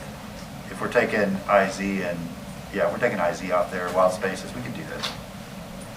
Yeah. Also, just a little bit of pushback. We have done some, and I would say throughout the whole calendar year, we've had discussions on inclusionary zoning. I included it in my town hall, and it was included in many of the presentations we had before the summertime. So I think there's been plenty of discussion on it, and it really is not an unprecedented concept. So yeah, I think we can have that discussion, and I think this commission's ready to start to take action on it. Yeah, there's some intricacies with that we do need to discuss and better understand. And then I don't think our general public, I think they've been focused on exclusionary zoning. And I think there needs to be a really clear difference drawn between what this is and how this addresses sort of deeply affordable housing issues versus not. But I mean, that's why I want to put it on that 10-13 meeting to get it in front of us as soon as possible. Yeah. Yeah, good. And hopefully we'll take a different approach in engaging the public in this discussion with lots of engagement before, because you may have discussed it, but they really don't have an understanding of it. So I think the time will be So necessary. what I'm hearing so far is on the 13th will be fair chance hiring, inclusionary zoning, and sanitary product requirements. Where is that? Yes. That's fine. Right. The research has been ready since like I understand. summer. I'm not moving it. Okay, so I see. Tony, can you do the air conditioner exchange along with your quarterly update? Can you just fold that in? Sure. Okay, so then the 27th will be we'll have GRU quarterly update, including the air conditioner exchange rebate program, the GCRA, GFR, GPD quarterly updates, ARPA update, and include external agency. Oh, that's different. That's your referral, right? Is that, Madam Manager? Yes, Morgan says yes.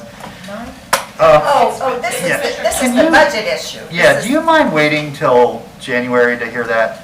Because it's a budget thing for the next cycle. Yeah. Do you mind waiting just a little bit? Right. Okay.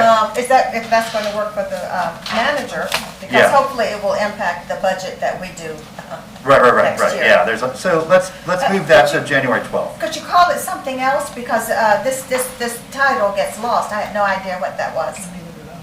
So what I'm really talking about here is what did I call it? It's community-based funding. Community-based funding. Okay. Process. Well, so, Process, we'll change that. community-based funding process. Okay, the I clerk had no idea nodded what and this she'll was. change that title. Thank you. Okay, so we'll move community-based funding to January 12th. And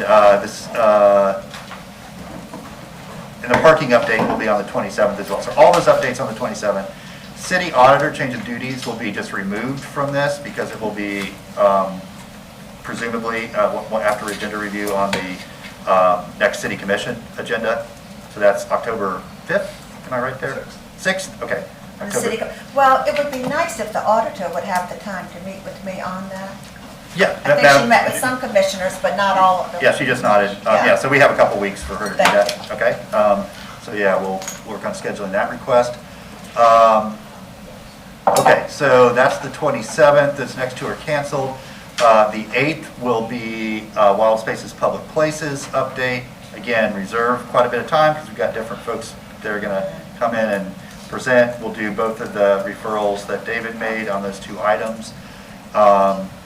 And Infinity Line feasibility study, that should be a short item.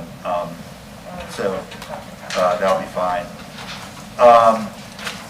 And then the 12th will be, what do we just call it? Community-based, thank you. Administrative session, and I would just leave it there in case things need to be added, especially as the new commission comes on board. Yeah, Commissioner? Thank you, Mr. Mayor. It was my understanding that in January, we would also be adding the discussion of the equitable development implementation plan. Will that be ready? Yep, Ms. Spicer says yes. Yeah, we can add that. Okay. And again, I probably wouldn't put much more on just in case anything needs to get added to that. Okay, so the 13th, fair chance, inclusionary zoning, sanitary product requirements, and that's it.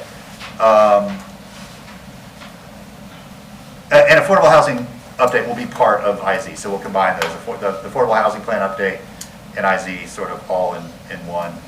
And then the 27th will be a big update meeting. And the 8th will be Wild Spaces, Infinity Line, and Commissioner Ariola's 2 referrals. And then the 12th will be administrative session, and then there's 2 other items. Everybody good with that? Commissioner Ariola's item was the economic development strategy. What was the second one, Mr. Ray? Immigrant support services. I'm sorry? Immigrant support services. Thank you. Okay, good. Okay, is there a motion to that effect? Second. Motion and a second that we set our administrative calendar for the first quarter and last quarter of this commission. All in favor say aye. Aye. All opposed? That motion passes. Okay, I think we're up to, oh, go ahead. Well, on this? No. Hold on, we got general public comment first and then commission, then member comment. Okay. I'll get right back I'm to going to have to leave. I've got Oh, you do? one. Okay, Yeah, go that's fine, that's ahead. fine. It's my understanding that October 4th is Yom Kippur. Would somebody look at their calendar to verify it? But a citizen just sent me that information. I think that is a high holy Jewish holiday. Do we have a meeting scheduled? We have, yeah, you do. We have exclusionary zoning scheduled. Oh, geez. Yeah, It is Okay. Yom Kippur? So it's on the 4th? October At sundown? 4th. At sundown? Tuesday to Wednesday, Is it October 4th? Sundown? What time are we hearing? We have time though, right? Dan, do we have time to re-advertise that? Before when?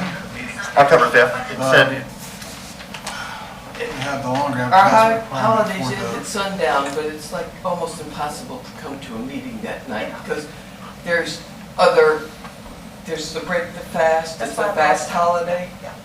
So if you're thinking of scheduling something and being considerate of Jews, you don't schedule it on that day, even though technically the holiday ends at sundown, but really makes it almost impossible for us to get here. on the 5th you're talking about. That's the evening of the 4th, to go to the. The 4th is The 4th is the holiday. It starts in the evening. Sundown. Right, so the 5th would be no good because, Right. yeah, and you have your feast at the end of that, yeah. The 4th is probably 5 hours before sundown, though, too. But when there's a vote, I mean, we have to be.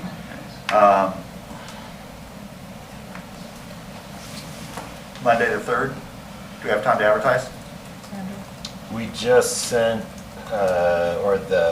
we confirmed the ads, so I'd have to double check with staff. They have gone to the paper. So I can ask staff to call, you can't call the paper because you have to call like the national service. Right. So, but we can definitely check. I can't commit that we can change it at this point without, re-advertising. Andrew, I'm having trouble hearing you. Oh, sorry. I don't know. We have sent the ads to the paper. I'll ask staff to reach out and see if we can change the ad. So what are we looking at, the 3rd potentially? Yeah.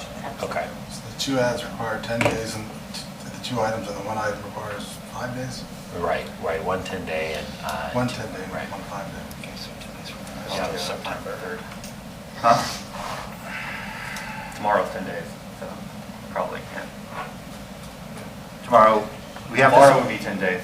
If we submit it tomorrow, we would do, it would need to be in tomorrow's. Yeah, the problem is that the paper has a pretty long lead time for ads. It's like a week.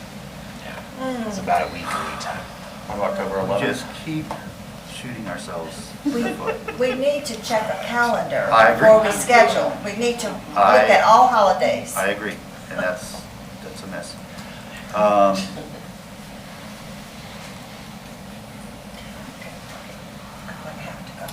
Okay, I'll deal yeah, with it. thank you, we'll let you know. Thank you. Okay, well, I'm looking at Tuesday the 11th, yeah. Can we see if there's any holidays on Tuesday the 11th? Thank you. Okay, we're looking at that, we'll get that figured out here, but general public comment. Good afternoon again, Chuck Ross. I want to talk about actually the meeting you were just talking about rescheduling. I find it a loss, the fact that you're going to move forward with this, despite the comments from the state which said that you must not move forward. And I mean, I could read you that the amendment must be withdrawn from the city, continues to consider a sound planning approach to provide access to. So this amendment must be withdrawn, not should, must. I don't understand how you're moving forward. And then the related part of that question is, how did you decide to move forward without having a meeting to figure out if you should move forward? Because there's a cost to holding an ordinance, et cetera, staff time, et cetera, so I don't get it.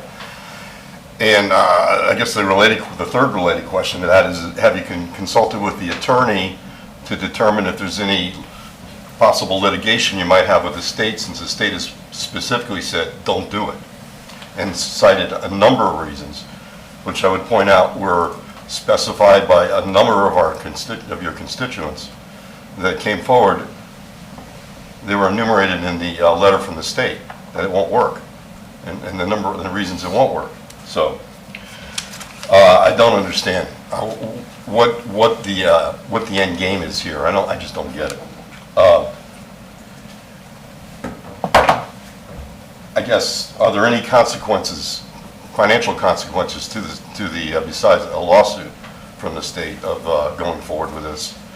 Because you're basically defying what they told you to do, which is don't do it. Different issue on the financial statements. So we have a deadline coming up the 30th. I understood that we're not going to make it. So this is the extension from June 30th. And what are the consequences related to that, as far as how I've asked this before? Bond rating, does it affect the bond rating to the city? As far as are there funds that might be withheld from the state because we haven't met the goal or the deadline of providing the financial statements? And just related to that is, it's 2 years now since we have any financial information that's been provided to the public. Again, I don't understand how you can go and not provide the public with what's going on with the finances. That's really the most important thing. One of the most important things that the city does is it has to stay solvent. We don't know what's going on. There's debt. We don't know. There was a tremendous amount of debt added on in 2020 when I looked at the financial statements. And those are my concerns. Thank you. Thank you. The city manager gave a pretty thorough update of the status of all that at our meeting last week. So if you want to go back and watch that, I think that answers all the questions. Of the financial situation? Yeah, exactly. For the meeting, that if you read the cover letter from the state, it says that the city may adopt this plan, may adopt an amended version of the plan, or may not adopt the plan. It gives us those three options. So that's on the cover letter there. It may be on the cover letter, but it said must not proceed.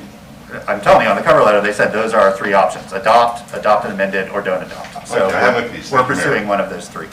Next speaker, please.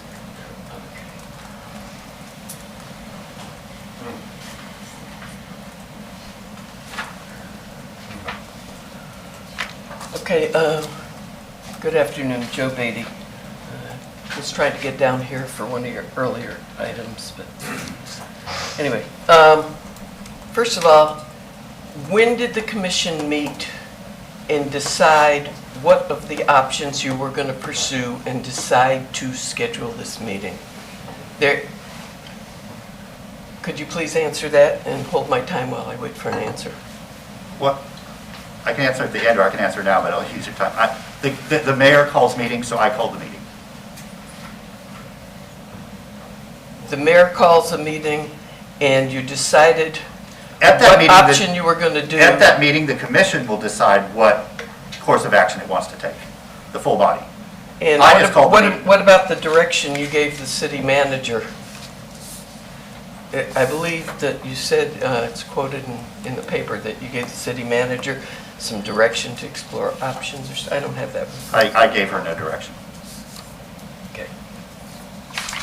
On another, talking about your committee structure and that, I just want a little bit of history. First of all, when the General Policy Committee was created, just before you came on, that was with the idea that it was a committee of the whole, so that you could have an informal opportunity to discuss things with each other. There was not to be any votes taken there. During your term in office, Mayor Poe, you changed that with very little, in almost, I would say almost no notice to the public. All of a sudden we start reading that this was voted on at a general policy meeting, had to go back and look. You've been changing the rules all along. I wasn't able to hear the audio on my feed on the way down here. Commissioner Chestnut asked for you, that suggested you wait until the new commission. I don't understand why you're trying to create a new committee structure and parse all this out. Well, you've got 4 people who won't be here, and 1 may be, but a majority of the commission could quite possibly change, and I don't understand what your rush to doing all this. You spent your tenure cutting the citizens out of the process, and as I heard you describing today, sounds like, will be more cut out. This idea that, oh, it was at a meeting. You're having too many meetings. You're supposed to be part-time commissioners. You're supposed to be setting policy. You're not supposed to be doing the word of your paid staff and your charters. You're micromanaging this whole city, and as your clerk told you a little bit earlier, how much extra time all this is taking. And it's taking time away from them doing their good, professionally trained work. And I'm not sure what you think you're accomplishing with this, but commissioners, please slow down and quit taking the public's business out of the public's view or making it harder. I get lectured by one of the commissioners at the last meeting. Oh, well, it's all up there. You can just take your time and you can go and watch the meetings. They're all there. It's like divide and conquer. You're having too many meetings. It's too many for the commissioners to handle, and it's too many for the public. You are our employees, and thank you for your time. Thank you. And yeah, this commission will not make a decision on any of that. We'll leave it to the next commission. You're wasting time then. Yeah. Tana Silva again. Recently, I heard that 86% of publicly traded companies' profits on average go to the shareholders, not the workers, or put back into the companies. Private equity companies have run newspapers and other industries into the ground. And there are a lot of big structural and macroeconomic conditions and factors going on, cyclical ones, and then the disruptions that we've seen in the past 3 years, let's say, that have accelerated the concentration of ownership and wealth extraction, with local consequences and harm to people and small businesses everywhere, including this city, and consequences on how cities develop, opportunity zone projects, cash buyouts, huge developments, all are happening here and now. And Gainesville needs a city government and elected officials to protect the city from being overpowered and to seek collective views for how that's supposed to happen. But somehow, in the past 4 years, NIMBYs and homeowners are to blame for the unaffordable housing and other problems in this city. And I would like to say that, the former president set a horrible example of ruling by tweet and inciting antagonism, and that is going on here now. There are tweet storms based on what the mayor's tweets about different issues, and I would like to say that some of the people who spoke on August 4th are part of a group that is putting out horrible tweets that nobody on this commission needs to be involved with. Here is a very mild, and some of them are very ugly toward Commissioner Ward, Commissioner Chestnut, and other people, and especially Ken Tanzer is their #1 target. Here's a very mild version of this. All those people are boomers. They don't care. I don't care what a bunch of people who inhaled leaded gasoline and ate lead paint in their youth think about the world that they're leaving soon. This is a person who spoke up in favor of, the mayor's pet project, and some of his tweets have criticized a column that Kim Tanzer wrote. There's no room for that in this city. Do better. Set an example of civility and diverse opinions, and quit attacking people. Thank you, Ms. Sullivan. Anybody else, general public comment? Okay, any commission comment? All right, Mr. Persons. So staff thinks that if the meeting gets pushed to the following week, we could probably get the ads out. To the 11th? Yeah. Yeah, I mean, I think that's, Dan? But we need a date like right now. Dan? That's like absolutely certain that October 11th isn't a holiday. It's National Sausage. Sausage Day. Oh, well, that's right out. That's actually a holiday. I am not in this state. Y'all, Mr. Mayor, I don't invite any holiday. The question is whether we can get the notice out and get it in the paper, and then I think we can. We need 10 days for the one ordinance, 5 days for the comp plan item. That means we got to be in the paper by. I'm not in the state. I made plans pending that would be our schedule. Okay. For another day? That's a problem.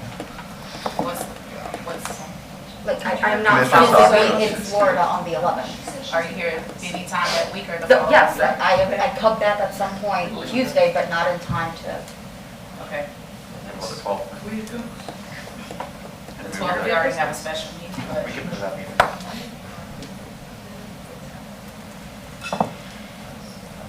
Well, that's not my meeting that got called. That's right. Is it possible to move that meeting on the 12th?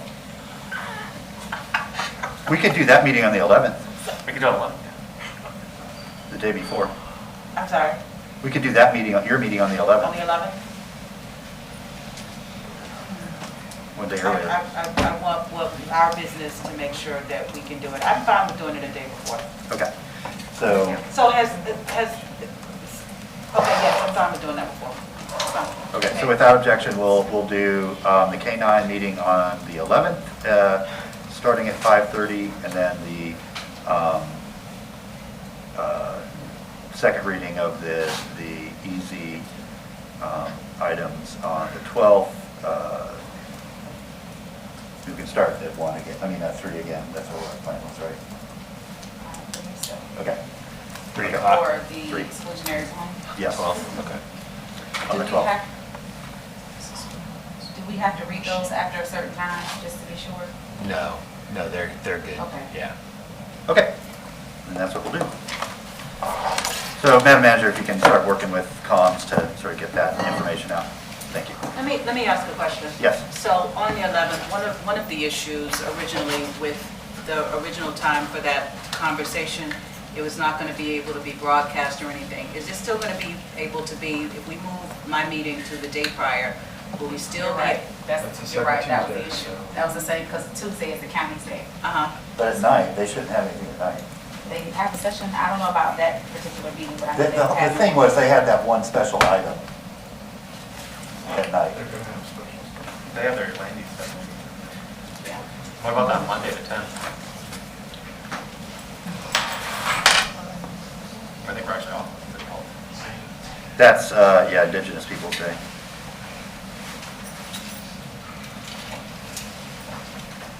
Is anybody up for a Friday? I'm fine. That's, I'm fine with the Friday. Please don't do that.